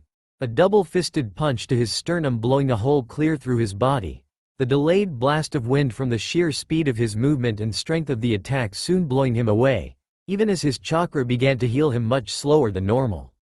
Appearing above the wounded Jinchuriki, arm raised with a ring of scale-like spikes around his wrist opened and a crimson, demonic energy pouring from them. Naruto slammed his fist into the vulnerable stomach of his opponent, creating a miniature crater within the massive one they were already in, before two more shockwaves of equal strength pushed Yagura deeper into the ground. When the dust settled, Naruto, in his version 1 cloak, was still standing over Yagura in his version 2, glaring down at him. "Get up," he ordered. "No, more," Yagura rasped out, his body shaking from the pain. "Get up," Naruto yelled, slamming his foot on the transformed Mizukage's stomach, exacerbating his injuries. Yagura didn't even say anything this time, he was in so much pain. "Very well. Then I'll make you get up," he commented, removing his foot and forming his right hand into a knife position, 3 claw-like pods near his elbow extending on small arms. Dark gray bone-like spikes and their tips lengthening to about tanto size. Garbed in unstable crimson chakra, before Naruto threw them with a swipe of his arm, stabbing into Yagura's chest and shoulders, disappearing in a burst of speed not a millisecond after, just in time to witness the massive explosion that went off with Yagura at the center. ROOARRRRGGGGHHHH. "There we go tilde," Naruto commented with a smirk, watching as the already sizable cloud of smoke was dwarfed by another from within, followed by a shockwave of chakra. The shockwave blew away all covers, revealing the Sanbi in all its glory. Knocking his knuckles together, Naruto had a feral grin. "Time to make some turtle soup," he yelled, drawing the Sanbi no Kyodaigame's rage, a massive water bullet flying towards Naruto.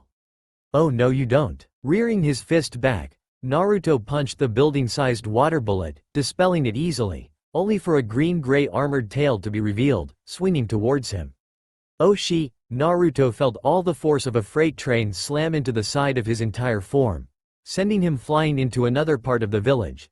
The Sanbi quickly utilizing its Choden Koro to be above Naruto, its curled-up form slamming down onto him, painfully crushing him into the ground, a few buildings crashing around him.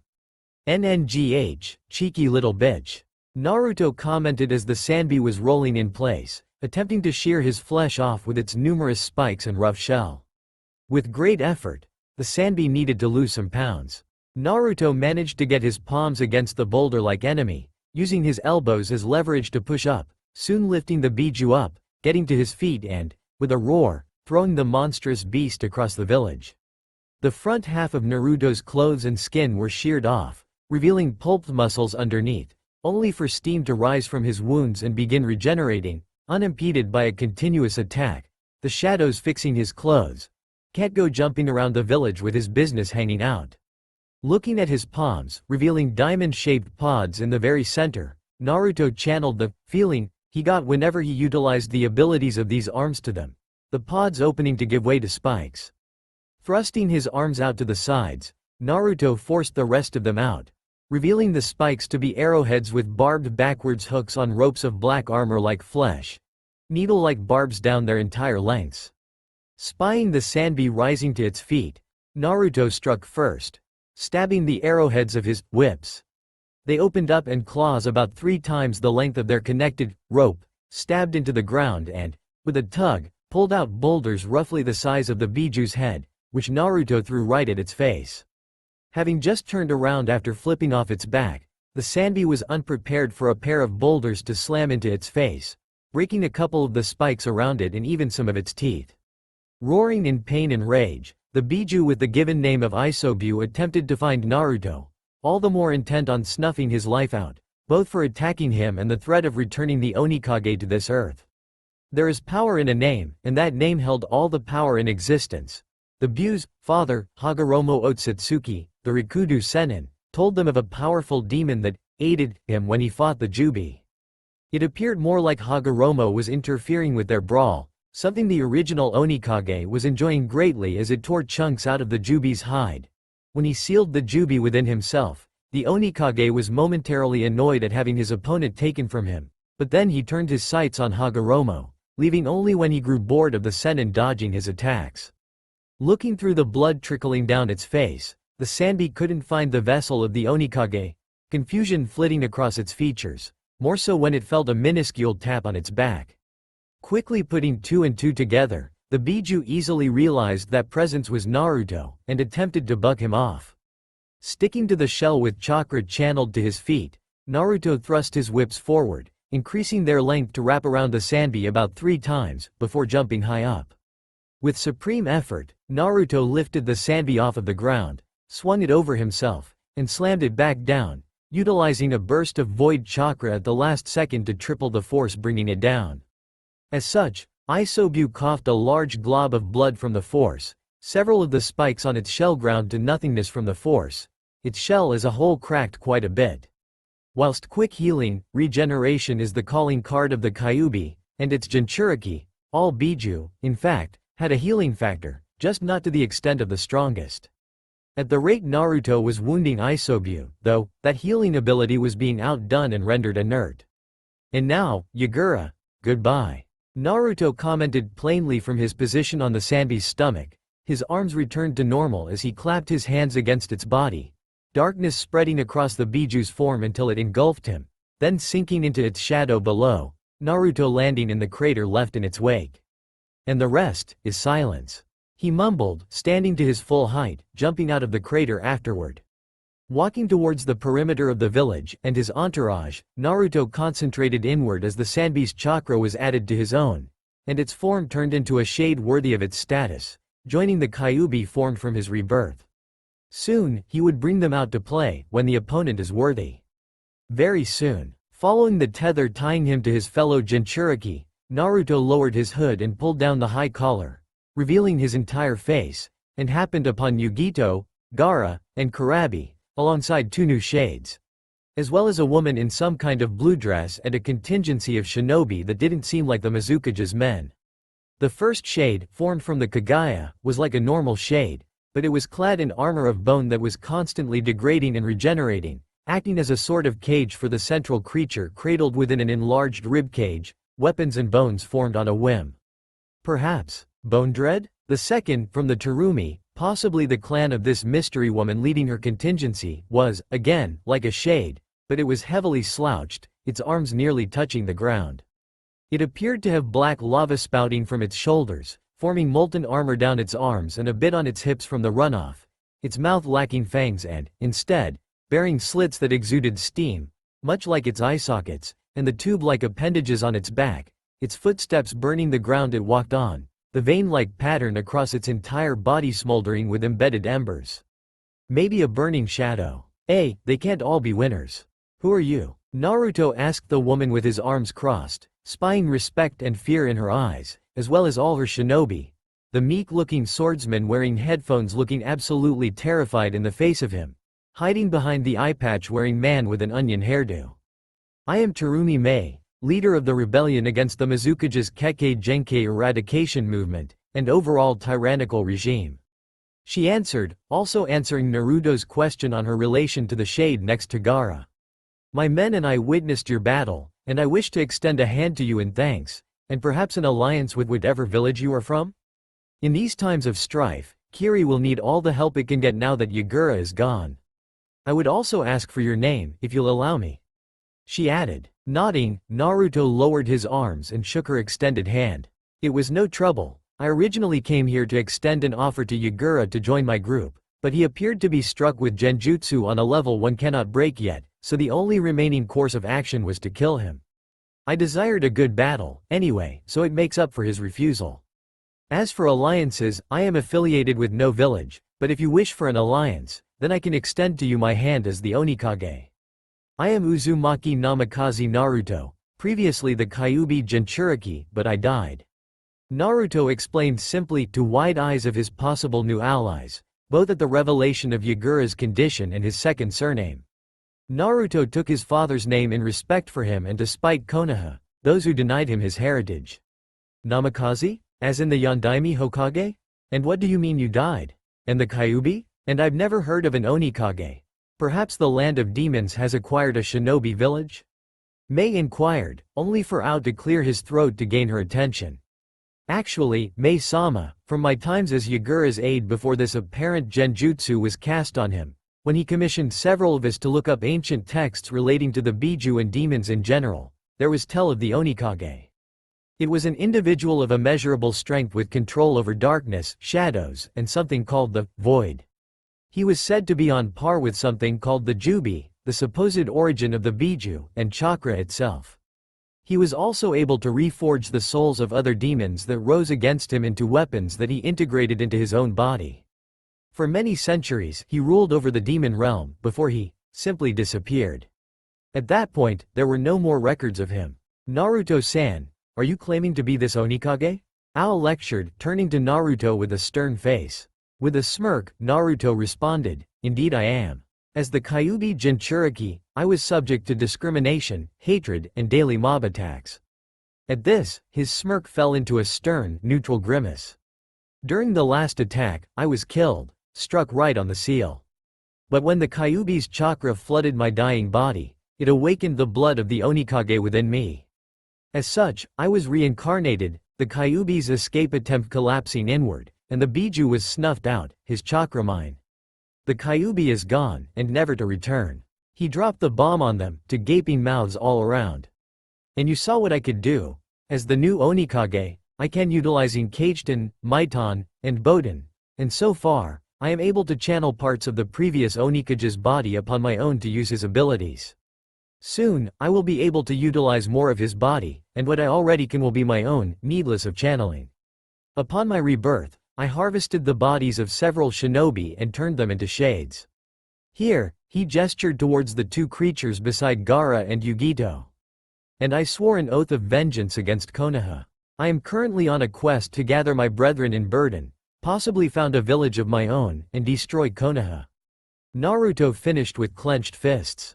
Mei frowned at the abuse Naruto faced before his rebirth, and found this tale of the Onikage fascinating.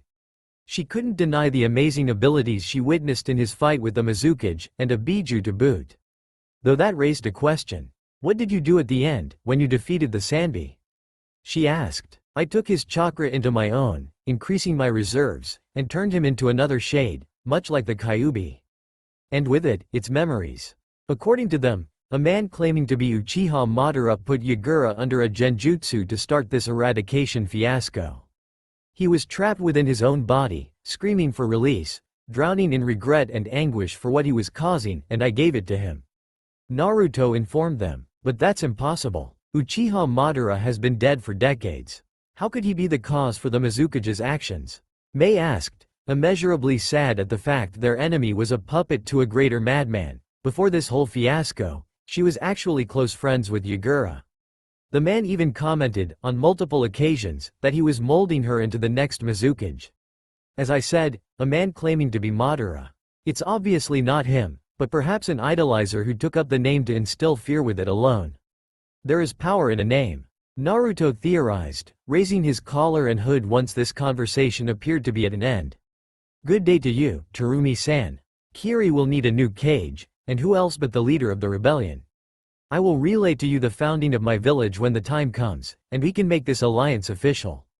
Naruto bade farewell, beckoning his allies for them to leave, the shades sinking into the shadows. Uchiha Madara. Whoever you really are, you just made Naruto's shit list. After leaving Mei and her rebellion to their machinations, Naruto, after thinking over those Kekkei Genkai shades, decided a little side trip was required before their departed Mizu no Kuni. To the graveyard, to be specific. Kiri Cemetery. Before Yagura spurned the Kekkei Genkai eradication fiasco, those of specialized bloodlines were buried just like their fellow men, so there were plenty of graves to the Kagaya, Yuki, and Terumi clans. Fortunately, the transformation process of turning humans into shades didn't require their souls, only their bodies, decayed as they were. Extending his right arm to the side, Naruto was silent as his sleeve and glove faded away and his skin peeled off his arm, revealing pure darkness underneath, up to his elbow. By my black hand, the dead shall rise. Naruto commented as he slammed his hand onto the ground, the shaped darkness losing its restrictions and pouring into the ground like a fountain, branching under the earth and finding the corpses of several once powerful humans. The darkness in his control made a show of violently tearing up the earth in lightning bolt-like roots as they wormed their way into the caskets of shinobi, shattering the lids open and engulfing the skeletons in cocoons of darkness, clawed hands of bone, ice, and magma bursting from the ground. The new shades clawed their way to the surface, standing before Naruto as the last remnants of dirt fell off their forms, bowing, then collapsing into their shadows and joining the group's conjoined shadow, save for one Yuki shade for Naruto to inspect. The shade of a male Yuki was quite interesting, as a large, pointed cross made of ice, about the height and width of its torso, was embedded in its chest, a hole in the center to allow its hands to sink back into its chest. 2 pairs of arms, also made of ice, were growing from its shoulder blades and behind its ribs, with clawed fingers, spikes on the elbows, and wristbands of smoking darkness. The bangs framing its blank face, save for a pair of blazing crimson eyes, were like fangs of ice, a frozen crown on its head, a prehensile tail of ice growing from the base of its skull like a ponytail. Its legs were remarkably humanoid, though with clawed toes and spiked knees, an arrow-headed tail growing from its tailbone, small shards of ice orbiting its length in 3 reins. Skin and cloth returning to his arm, Naruto dismissed the shade and spun around, smirking at Yugito's pale, sweaty face, then wordlessly lead the group out of the cemetery towards Kiri's dock.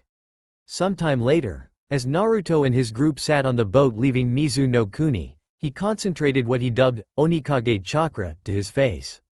What he told Yagura about his transformed arms were only half-truths. It was indeed a technique he created, but only after whatever force within him, probably a sliver of the first Onikage's consciousness, allowed him to. Assimilating the Sanbi's chakra was apparently a milestone for another portion of the Onikage's body to become Naruto's as a technique, allowing him to channel the visage of the demon shadow, which was actually capable of more than one would think. Using it in conjunction with the arms of the Onikage bridged the flesh between them, engulfing Naruto's shoulders, biceps, and his upper chest and back. The Onikage's face was truly intimidating, mostly black, with some dashes of ash gray or incredibly deep purple. Actually, a majority of that was in the fire that engulfed most of its head, the expanse of flesh from its eyes down untouched. His lips seemed to disappear, leaving his white fangs permanently visible, though all his canines were stretching longer than usual away from the mouth. The horns of bone from before were prominent, pointing to the sky, growing from his skull instead of just sticking to his head. His spiky hair remained, but it was indistinguishable to the flames, and thus lost to their eyes. His transformed flesh on his upper arms were like organic plating with small spikes on the shoulders, his upper back about the same, also including a spine of black bone from the base of his skull to as far as the transformation went, large pods on his shoulder blades. Everyone else trained as much as they could on the road in their darkness abilities, Gaara finding his abilities were the most flexible due to his style. His black sand could turn into almost anything, and he made it a habit of conjuring parts of Shukaku in battle, sometimes even a phantom of the Biju itself, like in Kiri. He also dabbled in earth-like darkness manipulation.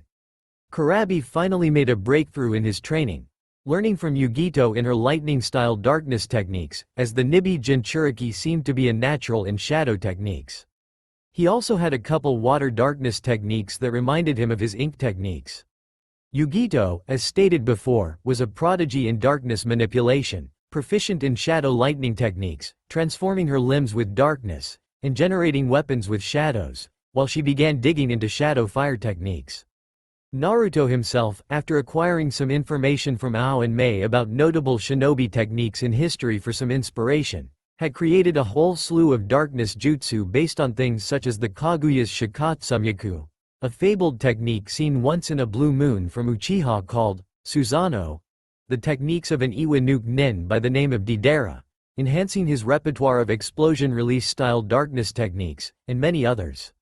He also worked on his dark and void release techniques, marveling at the raw chakra manipulation he was capable of from the former, which allowed him to train in one of his father's techniques from the scrolls he took from Konoha, the Rasengan. The technique was the pinnacle of shape manipulation, and Minato intended to add nature transformation as the final step, but his untimely death prevented that. Vowing to continue his father's legacy, Naruto trained extensively in the technique, his previous experience in shape manipulation from discovering his shadow release overcoming any other possible affinity allowing him to create it easily. However, adding elements to it proved a challenge, as it required a perfect balance of shape and nature manipulation, requiring him to destabilize the Rasengan temporarily as he introduces the element. More than once, that resulted in it exploding in his face, taking off his hand and sometimes even his face. Ignoring the laughter of his comrades each time, Naruto kept trying. As for his father's Hiraishin, Naruto would need to put that off until he delved into Fuinjutsu, his father's scroll not supplying any books on the subject. Perhaps he thought his fate in Konoha would have been completely different, and they could be supplied to him from elsewhere. Either way, it would have to wait. As the boat sailed from the westernmost island in Mizu no Kuni, Naruto tapped into his shade network to find his next comrades to be. The Yonbi and Gobi Jinchuriki were in Iwagakure, and the Nanabis was in Taki, but the Rokubis was nowhere to be found, at least not near any villages. His network wasn't entirely comprehensive. Perhaps he was wandering about, avoiding major villages for some reason. Well, until then, Iwa was their next destination. Just for fun, he connected his mind's eye to the shades in Konoha. Hokage's tower. You were a fool, Hiruzen, to let the Jinchuriki escape. A man about as old as Hiruzen commented, his single visible eye narrowed in disappointment. He had bandages around his head and covering his right eye, an X-shaped scar on his chin, his right arm in a sling fashioned from the sleeve of his dark gray robe, his white undershirt reaching to just behind the wrist of his left hand holding onto a cane. I believe you were the one to bring forth this plan of keeping the Jinchuriki loyal by having him beaten by mobs instigated by your nay, then I arrived to save him. Your mob went too far and killed the boy, and the Kyuubi did something to him. Now he has a completely justifiable vendetta against Konoha because of you, Danzo. Hiruzen replied just as bitterly, drawing Naruto's ire towards his opposite. Willing more shades to concentrate on this conversation, Naruto's mental vision was thrown into a wall of screens made from the various angles they watched from. Find out everything you can about him and this nay. Naruto ordered his shades, watching as some latched onto Danzo's shadow, unnoticed, before they followed his chakra's signature to whatever these nay were. Others slithered towards him and snuck under his bandages and into the sling. Spying something that infuriated Naruto. Sharingan. Danzo's arm, and his right eye, were littered with Sharingan eyes, and was that the Shodem's face on his shoulder? This man was a walking abomination, but he couldn't have done this alone. Oh, what's this? A shade possibly thinking ahead snuck into the Sandame's desk and spied some documents on Orochimaru? Ah, one of the Sannin. Apparently a traitor, he was last seen in some underground lab conducting experiments on humans, which apparently had been going on for months. With this document on Orochimaru came some papers on his subjects. Jugo, a boy from a clan capable of passively taking in nature energy and utilizing it into sage transformations. Every member was afflicted with bouts of insanity and rage from the nature energy pervading their bodies. Orochimaru used his enzymes to create what would be the curse mark. One Mitarashi Anko given such a thing before he left. He was currently held in some prison to the north, his purpose fulfilled. An unnamed boy, given the title Tenzo. He was inducted into the Anbu and hang about. That hairstyle and face guard looks familiar. Was that one of the Anbu that didn't hate him before he left? Interesting. His document says he was injected with the Shodem's cells, so that means he could utilize wood release. And what's this? Orochimaru got his hands on an Uchiha, so why didn't he? Wait, this Shin wasn't a true Uchiha. He could just accept any genetic material, and thus had a large amount of Sharingan grafted to his body all over, but he was missing his right arm. Perhaps that was the arm Danzo had? Anyway, after a couple experiments, Uchiha Shin went his own way from Orochimaru, and seemed to have disappeared off the face of the earth for now. Well, this was all very interesting. There were two ways to go about with this information. Eliminate Orochimaru and any loyal lackeys, take his minions willing to switch sides, and use his resources, which included all of the newly renamed Oto no Kuni, to destroy Konoha, or forge an alliance, work with the man due to their alike agendas, then eliminate him if he proved no longer useful or traitorous himself. By the end of that thought, he received a mental nudge that told him his shades found the Nei base. Looking within, he found it was a comprehensive series of tunnels right under the Hokage monument. Clever, Danzo, very clever. Pushing that information to the side for a later date, Naruto cut the link to his shades and opened his eyes. We're going to Iwa, he announced suddenly, causing everyone to jump slightly, since until then it had been completely silent. Why there? Despite you declaring war on Konoha, if people find out who you are, we'll become public enemy number one. Yugito brought up, which is why they won't find out. Besides, 4 and 5 tails are there, we'll ask them to join. After that, we'll head to Taki for 7. We'll need to hold off finding 6 until he shows up within range of my network. Naruto explained. Blinking in slight surprise at his forward thinking, Yugito nodded and went silent. What do you know about all of them, from your network? Gaara asked. 4 is aged and experienced. He is a master of Yoden, and is hated by the village. The same for 5, who utilizes steam manipulation. They go by Roshi and Han, and appear to live outside the village, yet remain hopeful that their comrades will see the error of their ways soon enough, though Han's belief is wavering quicker than his elders. 7, however, has a deep hatred for humanity from her treatment from the village. She might be easy to convince to join our group once we tell her we're Jinchuriki. Her name is Fu. Roshi and Han will take a little convincing, but I believe we can bring them over to our side. Naruto explained. Now, as for the relative future, what are your opinions on Orochimaru of the Sannin? He brought up, surprising everyone at the change in topic. Orochimaru? I myself do not know much, other than that he is a traitor to Konoha and, as one of the Sannin, is quite powerful. Gaara responded. Orochimaru came to the Raikage about 2 years ago, asking about attacking Konoha, but Asama refused. Why do you ask? Yugito asked. My shades found interesting documents on the Sannin within the Sandaime Hokage's desk. Apparently, he has several interesting test subjects, including a boy who is the origin of Orochimaru's curse mark, a wood release user now Anbu in Konoha, and one of the few who don't hate me, and a false Uchiha. Upon the several confused looks he received, Naruto elaborated. Apparently this Shin became obsessed with the clan and grafted several Sharingan onto his body, his right arm transplanted to the leader of an officially disbanded group of emotionless Anbu. His whereabouts are currently unknown, but if you all believe our group would benefit from him, then I'm sure we can find him. But more to the point, Orochimaru, ally or liability? He asked. Liability, definitely. Yugito responded almost immediately. Liability. He's too dangerous and conniving to have as an ally for any length of time. Gaara answered after a few seconds of deliberation. Fool, ya fool, isn't it simple? We pop that fool like a pimple. Kurabi answered in his own, special way. Chuckling at the group consensus, Naruto nodded. Agreed. When the opportunity arises, we will dispose of Orochimaru. But it will not be easy, and not anytime soon. We should not let our powers cloud our judgment, especially I. I admit I've become arrogant with these leaps in power, but I count on you 3, and any others we bring into our fold, to bring me down to earth. With that business done, what should we do about those 3 I mentioned? First off, Jugo. Naruto initiated for them to begin discussion. What more can you tell us about him from the document? Gaara asked. Once Orochimaru harvested the necessary enzymes for his curse mark, including spare samples for the foreseeable future, he exiled the boy to a base to the north. He's behind one of the strongest and most secure doors they have, the building filled with the failed, mutated subjects of Orochimaru's venturing into the second level of his curse mark. He also appears to suffer from fits of rage and insanity, attempting to kill everything in his path. Before he was taken away, another of Orochimaru's minions, the last Kagaya, was the only one able to calm him down.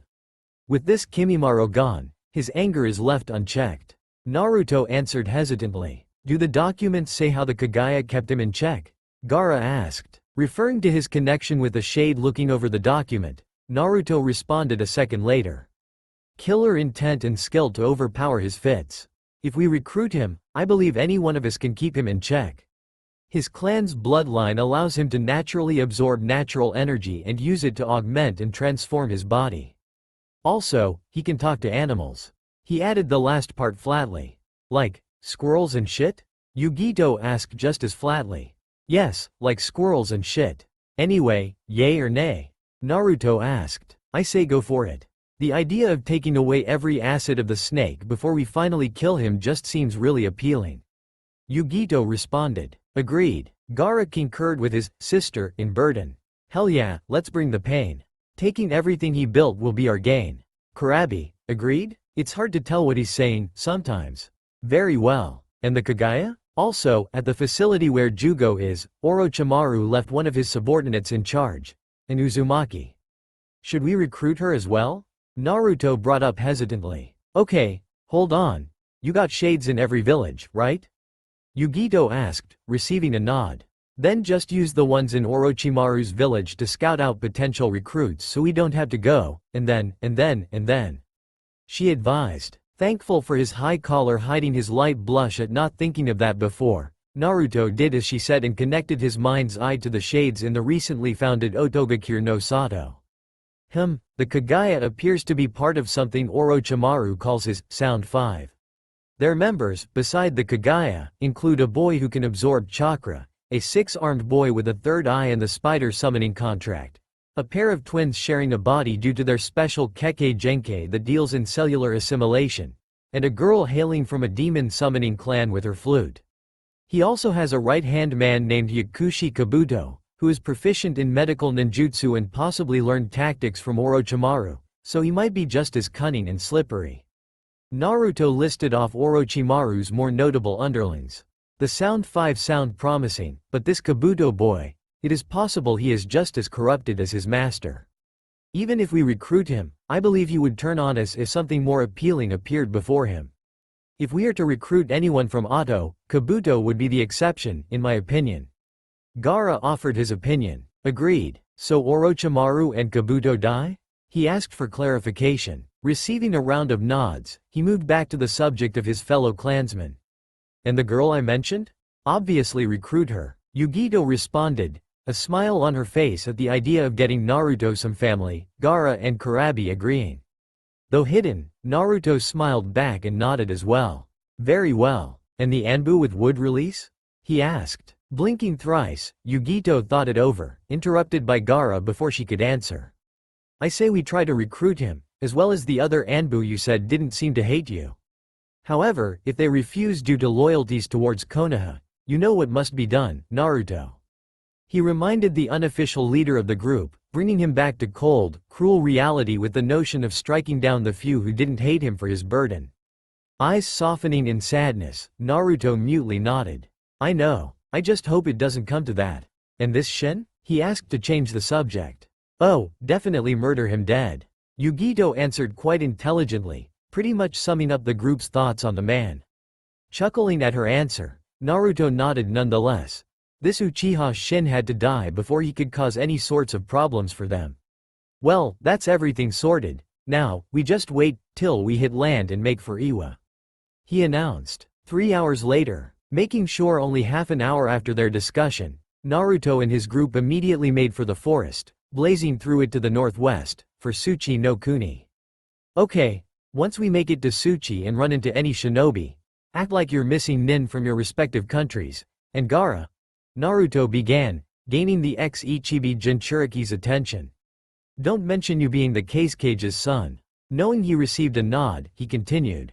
Same for you too, don't mention your relationship to the Raikage. He spoke to Yugito and B, and of course, no surnames for me. Can't have them think they have a free Uzumaki on their hands, or some revenge on the Yondaime Hokage. These fools are so narrow-minded, sometimes. Is everyone understood? He asked one final time, receiving a trio of nods behind him. Good. Now, is anyone up for a spar? According to my shades, we're far enough from any village so we won't attract attention. Landing on the ground with them, Naruto turned on the spot to find a pair of smirks sent his way, courtesy of Yugito and Kurabi. Gaara didn't smile that often, but his black sand was floating around him, showing he was antsy as well. I guess that'll be a yes. Who wants to go first? He asked, chuckling. Me first. Yugito piped up before B or Gaara could say anything, already speeding forward to stand opposite to him. Chuckling again at her childlike exuberance, Naruto nodded. Very well, Yugi-chan, don't hold back, throw everything you've got at me. He demanded, receiving a feral nod as she dropped to all fours, her body turning pitch black and taking on the characteristics of fire. Various wisps forming on her body as a pair of tails grew from her tailbone. Yugito had learned to sync her Biju chakra with her new darkness abilities, creating what she referred to as Kage Nibi Chakra Moto. Shadow 2 Tails Chakra Mode, her yellow eyes blazed through the darkness of her new form, her pupils turning to slits. She created this technique from the information Kurabi provided, when he used the Hachibi's chakra up to 4 tails and threw the idea and some methods back and forth with Matabi. The Nibi herself took to the influence and presence of the darkness surprisingly well, making the technique all that much easier. Smirking at her technique, Naruto's hands took on the same qualities as Yugito's body, holding his black, flaming palms towards her and shooting large orbs of darkness at her, which she dodged. Finding she was within his guard, Naruto quickly crossed his arms just in time for them to be sliced off by Yugito's claw swipe. A spear of darkness shoved through his stomach and pinning him to a tree from its short flight. As was expected, his stumps and the detached arms went up in smoking shadow, with a red glow, and they were reformed, Naruto's control over darkness ridding him of the staking weapon in his torso. Before he slapped his hands on either side of the tree behind him, the shadows spreading down it and across their current battlefield, eyes and mouths forming in it. "Well, that's just cheating," the relatively demonized Yugito commented flatly. Ignoring that, she quickly acted by forming wings from the darkness shrouding her body, staying out of the reach of Naruto's technique. She crossed her arms, swiping them outward, several large spikes made of darkness shooting towards the Nidaime Onikage. Boden. Shinra Tensei. With an explosion of gravity, Naruto was saved from being skewered.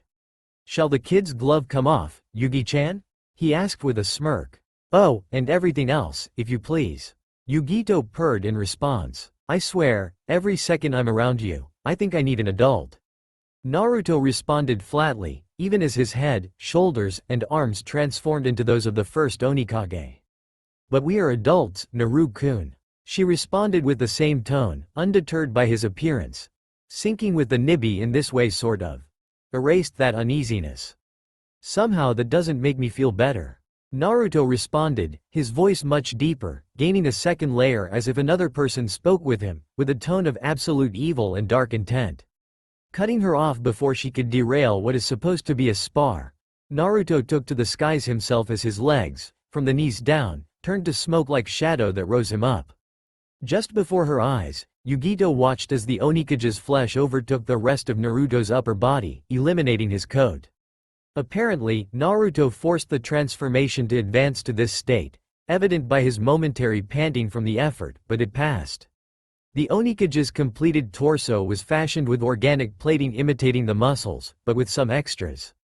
An extra shawl-like plate grew across the top of his torso, hanging across his pectorals and upper back, resting on his shoulders, fringed with equidistant spikes and bearing a red eye-like gem in the center, like his gauntlets. The plating on his ribs had claws that seemed to cradle what appeared to be black flames within his stomach. The spine from the base of his neck continued down the rest of his new back, stopping at his waist, and the pods on his shoulder blades grew 4 more under them, creating 6 in all, each pair smaller than the previous. Cracking his neck and rolling his shoulders, Naruto was prepared to continue their spar, only for him to sense something, disappearing in an explosion of darkness, appearing again with Yugito's guard, grabbing her and throwing her out of the sky. Just as Yugito screamed, demanding an explanation, she saw a massive fireball flying towards her previous spot, now occupied by Naruto. Before she could even scream in fear for his life, Naruto took the attack full force, the ensuing explosion accelerating her descent, only for Gaara to catch her in his sand-like darkness. She spied Kurabi using one of his new darkness techniques, in preparation for something she couldn't see. Much like Gaara's usage of darkness, B manifested it in the form of his Biju, but he fashioned it into the Hachibi's manifestation when he entered the higher form of his version 2 cloak, i.e. 3 bull skeletons made of shadows sprouting from his mid-back. He also had a pair of tendrils down his arms with branching claws to imitate a spine, leading to bull skulls that covered the fronts of his fists, acting as knuckle dusters.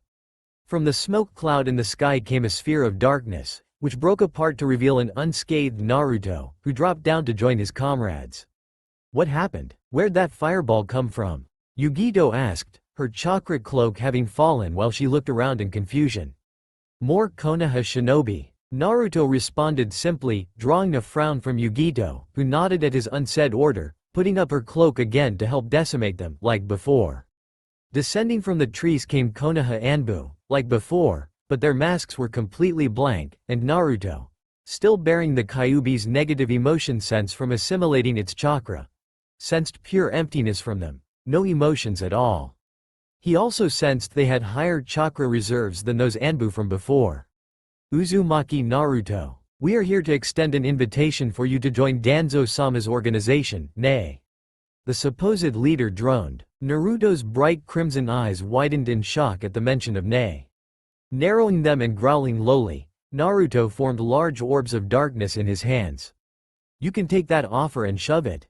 I know that your Danzo-sama is the primary reason I died, and suffered as I did in Konoha. He, and all others, shall burn. You tangle with forces beyond your comprehension, and now you shall pay the consequences. He responded, slamming the orbs into the ground, creating a darkness that gave those who stood on it, as it spread, the sense of standing in oblivion and about to fall. I am as a god, for I bring life from the dirt. He commented, as the darkness below them rose from the earth, taking the form of a new breed of monster in Naruto's control. Flesh of shadow gave way to a grated headpiece across its eyes above a zigzag mouth. A crimson light shining from within, beneath a forest of what might be hair, bright red as well, glowing as if lava, cascading down its back like a mane. 2 locks coming forward and hardened into a pair of horns, the rest turning into black arms, complete with clawed hands. On the center of its chest was the symbol on Naruto's and Yugito's faces, bright red as if cut into the flesh. Some sort of smoke mass in its stomach, cradled in claws on its ribs. It had 4 arms, the first pair behind the second, with pieces of organic armor on all the shoulders in the shape of large spikes, small versions of the possible Onikage marking on the tops of the forearms, near the elbows, with red lines flowing down the sides of the forearms to the wrists, branching down each finger to completely engulf the clawed tips. Its legs were digitigrade. The upper legs were completely armored down to the knees, ending in spikes, the backs of its legs red like the underbelly of a reptile, ending in clawed toes. A long tail grew from its tailbone, ending in 3 large hooks like some kind of demonic hand. I am the end of all things, great and small, for I herald the coming darkness. Run away, tiny mortals, or be swallowed by eternity, for the universe began in darkness, and shall end in darkness. Naruto waxed poetically before sicking his creature on them, watching as they attempted to fight it off, a contingent breaking away by the skin of their teeth to face what they now perceived as the lesser threats, the Jinchuriki. Counting at least 30 men. Guess Danzo thought ahead. Knowing Naruto would decline, Naruto jumped away, leading about 8 ne with him as Yugito, Gaara, and Kurabi dealt with the remaining 12. Do you truly believe you can convince me of returning to Konoha? Your men can hardly handle my beast, how can you hope to measure up to me? Naruto asked, curious and amused. It's obvious your beast is the real threat. Many a fool relies on the strength of a summon when theirs is lacking. While they distract it, we handle you 3. Danzo-sama asked for you, but I'm sure he'd appreciate 2 more Jinchuriki for Konoha. The leader responded, drawing his tanto. Naruto rolled his eyes at their idiocy and tucked his arms behind his back, the pods on his shoulder blades opening and oozing black smoke onto them. Remember that sentiment as I tear you apart. I'll warn you, I'm known for playing with my prey. He advised them, mentally commending them when they were undeterred, unlike the Anbu from before that showed fear in the face of him. He swung his arms out, revealing his dark work as they spoke. His transformed arms were drastically smaller, now the width of the rest of Naruto's arms, the eyes missing and replaced with glowing purple runes all over the forearms and the bit on top of the hands. Some runes were shaped like animals, but the luminescence of them made it difficult to figure out exactly what they were. The overall armor now had spikes sweeping back on the edges, though it was also made of multiple plates layered over one another, tipped with spiked elbows. There is only one reason I am the way I am, pertaining to you Konoha scum who won't leave me alone. I am here to. He started, taking a horse stance and slamming his fists together, resulting in a shockwave of black and purple chakra, before disappearing in a burst of speed, reappearing between the first 3 of them. Break your bodies, he continued, simultaneously slamming both his fists into the spine of the ne in front of him, the side of the one to his left, and his foot into the stomach of the one behind him, sending them all flying before their comrades could do anything. Those 3 would be dead within minutes, if not seconds, due to immediate broken bones and liquefied organs from the force of Naruto's attacks, as well as how roughly they landed wherever. Spinning around to face the remaining 5, the glow of Naruto's arms brightened and he thrust them forward, the sides of them and the backmost parts flashing before those same sections came to life and jumped off Naruto's arms, made of doubles, coming together to form 2 demonic bats with the sides of his forearms forming the wings. The heads a trio of spikes for the snout and ears. their small torsos appearing to be made of a black ribcage holding some sort of smoking masses. With a hand gesture from Naruto, his summons flew towards two Ne, the bladed wing of one of them hacking off the arm of one of Danzo's men, the second demon having better aim and outright dive bombing the other man in the center of the chest, its arrowhead and bladed wings slicing the man clear in half. The first bat made up for its folly by looking at its victim, a purple orb of chakra with black electricity forming at the tip of its face, and shooting forward, splattering the man's head off his shoulders. Clapping his hands together and outstretching them, keeping them together with fingers pointed forward, Naruto had his little summons fly back towards him and meld with his arms again, but with their wings outstretched, forming an X shape in front of him, as an orb of black chakra sparking with electricity formed between his opened hands. Yami Komori Shato. Dark bat shot. The projectile shot forward, nearly tripling in size as it flew, immediately atomizing the upper torso of a Ne it shot through, continuing until it hit the earth in the middle of those that remained, killing the last two men in a large explosion Naruto contained with void chakra to not devastate this part of the forest. Relaxing once the dust fell, the wings on his arms disappearing, Naruto admired his handiwork before using void chakra to fly towards the closest of his allies, Gaara. Touching down in the shade of the surrounding trees, Naruto watched Gaara as he fought, assessing his current level in darkness manipulation. Sabaku no Gaara found himself surrounding by 7 Ne, his black sand hovering around him, shifting slightly as both sides were still, waiting for the other to make a move. Deciding he waited long enough, Gaara shot forward, his arms armored and baying for the blood of those who could take away his first friend. His claws were blocked by the tanto of his nearest target, catching a fist heading for his stomach to throw him back. Tearing the tanto out of his hand and using his grip as leverage, Gaara lifted the man off his feet and slammed his free fist into his stomach, embedding him in the ground in a crater, but not killing him. Ne were made of sterner stuff, apparently. Punting him away, Gaara used his darkness sand to block an attack to his flank, making it spike up to either kill or push the attacker away. Unfortunately, the latter happened. Glaring at his enemies, Gaara began the slow process of completely armoring himself up, starting with what he could already do instantly, then working his way up. The armor began climbing up his biceps and encasing his lower legs now, his greaves layered like his gauntlets but lacking the widening down the length facet, complete with clawed toes. Thanks to advice from Naruto, Gaara began working on a more active fighting style instead of staying still and using his sand for everything, in case he dealt with very quick opponents who could somehow bypass his sand, or just blitz through it, and get to him. He also began training in using Shukaku's chakra to strengthen himself, and something similar to Yugito's Kage Nibi Chakra Moto, but it wasn't perfected. When he tried to cloak himself in the chakra, he tended to turn into a mini Shukaku.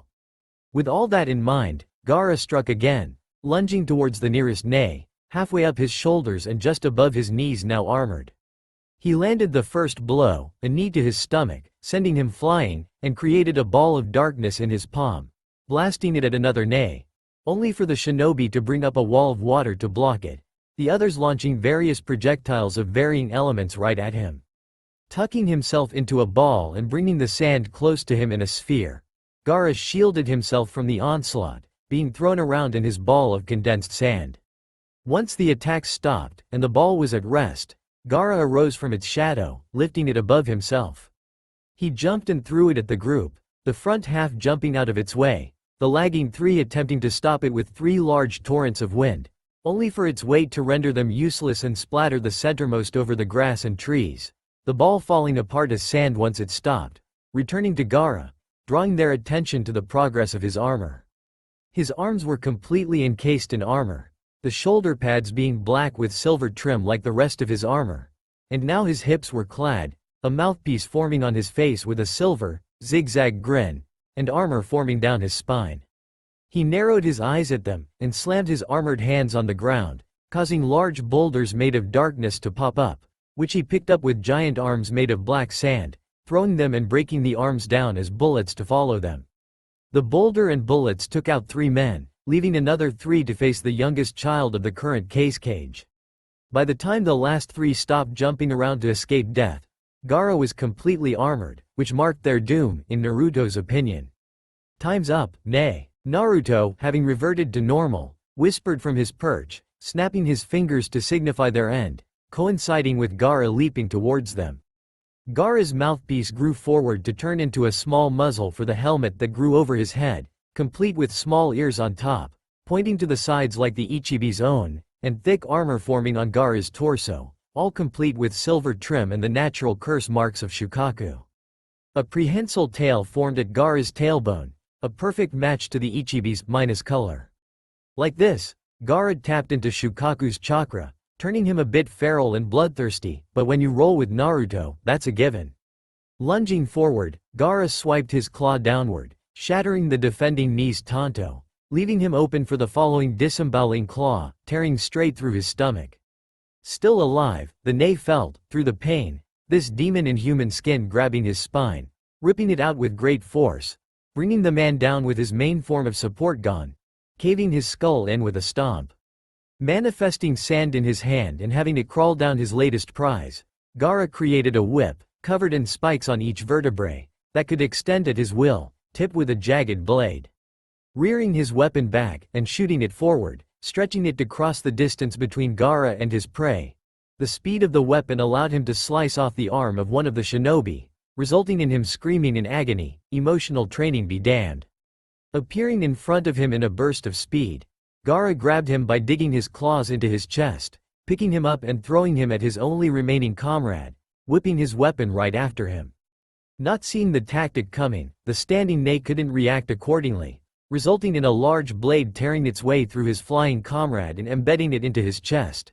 The blade morphing slightly to have a hook tip so it would pull him along, for when Gaara pulled his whip back, black sand collecting around his opposite arm until it formed into Shukaku's arm, black and silver, of course, the claw tips stretching so the hand could encompass both Ne when they got in range. They struggled for a bit, but Gaara ended that soon enough. Karaku Susu. His engorged appendage collapsed in on itself, crushing the men into dust, which joined his black sand as the arm and armor began to break down, the red head panting slightly once his adrenaline began to die down. "Did you enjoy the show?" Gaara asked aloud, revealing he knew Naruto was there the entire time. Granted, Naruto didn't exactly try to hide himself from his ally, his oneness with darkness hiding him from the Ne, but that same oneness revealing to Gaara he was there. But if he wanted to, Naruto could have been completely undetected. Very much so. Naruto responded with amusement in his voice as he stepped out from the tree's shadow. "It appears your training has shown with how you achieved a completely armored form and kept it stable, instead of turning into the Ichibi. Granted, that was how I observed it from the outside. How was it on your psyche?" he asked, showing genuine concern for his ally. A bit of agitation from using Shukaku's chakra, and the obvious bloodlust, but I didn't feel like I was going to lose myself to it. Gaara explained, assuaging his fears. That is very good to hear. Perhaps another training session or two is required to completely get rid of those effects. By the way, loved the trick with the spine, very creative. Naruto commented with a chuckle. Responding with a small smile, Gaara shared the sentiment. "Thank you, I learned from the best." He commented, "Oh, you're flattering M. Yugito is a very good teacher." Gaara interrupted uncharacteristically cheekily. "Now that was just cruel." Naruto responded. At this, Gaara actually laughed heartily. Wiping a tear from his eye, he calmed down. "Like I said, Yugito is a good teacher. At being, as she says, a cheeky cunt." He said, "This is true." Naruto nodded. Chuckling himself, he pat Gaara on the back. "Come on, let's go find those two, make sure they don't play with their food," he said, dispersing as a mess of black squares. At the same time Gaara turned into black sand, flying towards their remaining allies, both Yugito and Kurabi double-teaming the remaining 15 Ne. With Yugito and Kaden. Bakanekoyari. Fire release. Monster cat spear. Clapping her hands together and stretching them apart, the Nibi's blue flames forming between them and forming a spear. Yugito grasped it and quickly threw it at the Ne faster than some of them could track, and unfortunately for others, react, killing 5 in a large explosion of blue flames and Biju chakra. Acting quick, already in her cage Nibi Chakura Moto, Yugito manifested 4 copies of the Biju's face stretching out on appendages from her back, all of their, and her own, mouths filled with broiling flames. With a roar, she breathed a wall of flames alongside the Nibi heads, taking out only another 3 nei. Naruto and Gaara, having arrived after the dome of blue fire subsided, were impressed with her fire manipulation, a facet of her abilities they thought was forgotten in the wake of her heritage from Kaminari no Kuni. They watched as Kyuubi came to her aid when the remaining 7 nei attempted to push an advantage during the lull after Yugito's latest attack, armed with his knuckle dusters and his 8 blades floating around him due to clumps of darkness around their handles manipulated by him. Kicking away the nei closest to her, B hollered in exhilaration, lightning chakra climbing up his body towards the space between his extended index and pinky fingers, forming a small ball of electricity. Moving it to float above his palm, B channeled more chakra to it, increasing the size to, eerily, the same size as Naruto's Rasengan. I feel like he's taking a shot at me with that. Naruto thought flatly, a tick mark forming on his forehead. Raigandama, lightning sphere bomb, using shape manipulation to hold in the mass of churning lightning. Not having nearly as much prowess in the subject as Naruto, Kyuubi charged forward on a, seemingly, suicide run for the closest nei, shoving it into his stomach. At the same time, B let go of his control on the containment, bathing himself, his victim, and 2 other nei in a dome of erratic lightning, frying the people inside. Despite Yugito screaming at his idiocy, and Gaara's eyes widening in shock, Naruto saw, perfectly clearly, B smirking before he dispersed into ink. Putting his annoyance at having his technique stolen aside, Naruto chuckled at B's tactic. Fool the enemy into thinking you sacrificed yourself while killing only a few of them. He watched as Kyuubi, having used the distraction to appear behind the remaining 4 nei, stabbed the nearest 2 with his floating blades, impaling them in various places, holding them up to deal the killing blow with a pair of black lances he made from his arms, tossing their bodies aside and rushing towards the last 2 at the same time as Yugito. Once she caught her breath, the blonde taking a book from her Jinchuriki-style sensei and catching them with a pair of lariats, B slamming his spiked fists into the smalls of their backs, temporarily flipping them in complete circles before they both threw them into the air, Yugito's arms and B's face, oddly, turning into black lightning. Roaring together, they turned their transformed parts upwards and released their attacks, sending a trio of black lightning beams, which soon merged into a single massive pillar of lightning that almost immediately disintegrated the nei. Once the attacks finished, they relaxed their stances and deactivated their respective shadow techniques, turning to their clapping leader and comrade. Very nice. A bit dramatic with the roaring, but effective and lethal in execution. Now, was that a dig at my Rasengan, B? Naruto asked with a twitching eye and tick mark on his forehead. Hey. Nah, of course not, 9-0. You know that's not how the killa B roll. He responded, before whipping out his notepad and writing something down, shaking his head at that rhyme.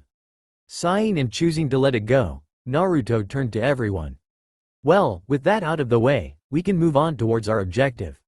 We'll need to avoid any villages as much as we can, but we may need to stop off at 1 or 2 for an inn or food. Other than that, we'll be going non-stop towards Tsuchi. At our previous pace, we should reach the border around midnight tomorrow. Once we reach it, we won't need to get too close to Iwa, as the Jinchuriki live in a cottage southwest of it, for obvious reasons. Now, let's go, he ordered, and they all disappeared in blurs of speed, continuing their previous path northwest. After a while, Yugito sped forward to be beside Naruto. Hey Naruto-kun, what was that explosion we heard over in your area? And I didn't sense a drop in your darkness powers. Were you playing with your food again? She teased. Not breaking stride, Naruto chuckled slightly as he was seemingly caught. Yes, I kept the Onikage powers active for 2 reasons. 1, the longer I have them active, the more my body can get used to them, thus adapting them to my body and thus making it second nature, and 2, I just felt like playing with them. And that explosion was a new technique I've been working on with the Onikage's arms. I'll show you later. For now, let's head to Iwa and see what we can do with our brothers. He said, everyone nodding and following him to the northwest, Naruto bringing his mighty creature from before back into its home in the shadows. In about half a day, they made it to the high, Tsuchi border and crossed it without hassle. Well, those border patrolmen weren't exactly a hassle for them. Did that count? and continued towards the cottage. Naruto's shades kept watching for him, southwest of Iwa like he said. Halfway there, on a whim, Yugito decided to try that shadow jet thing Naruto did in their interrupted spar, finding it propelled her much faster than they moved, though that ended up with her slamming into a tree. "Hey, I found a thing," Yugito grunted before she fell off the tree. "Apparently. Where did you come up with that idea?" Naruto asked, standing above her. "I got it from you, from our spar." Yugito answered. "I didn't do that. I turned my legs into darkness and had it hold me aloft. You appeared to use the shadows around us to propel yourself forward." Naruto observed with a tilt of the head. Humming, he tried to recreate what she did, latching onto the shadows and having them hold him up and move him around without himself moving. "Well, this could allow us to move around faster. You too, try it. Just grab the shadows around us with your own and tell them to move you," he advised Gaara and Kurabi, who nodded and attempted just that, slowly reaching success. It was relatively easy to accomplish with their already commendable bases in manipulating darkness. Yugito got up from her position on the ground, excited at having discovered something pertaining to the darkness that Naruto didn't, and tried it again, this time without slamming into a tree. Were anyone else to happen upon the group, they'd find a comical display as 4 shinobi slid around the field like hyped-up puppies, one of them whooping like a little kid. 3 guesses who? Just 5 minutes later, they all got it under control and were competent enough to not run into trees. "Most excellent. This will expedite our journey by quite a bit. Just don't hit anything, let's go," Naruto ordered, and they all blurred forward, to bring in more to the family.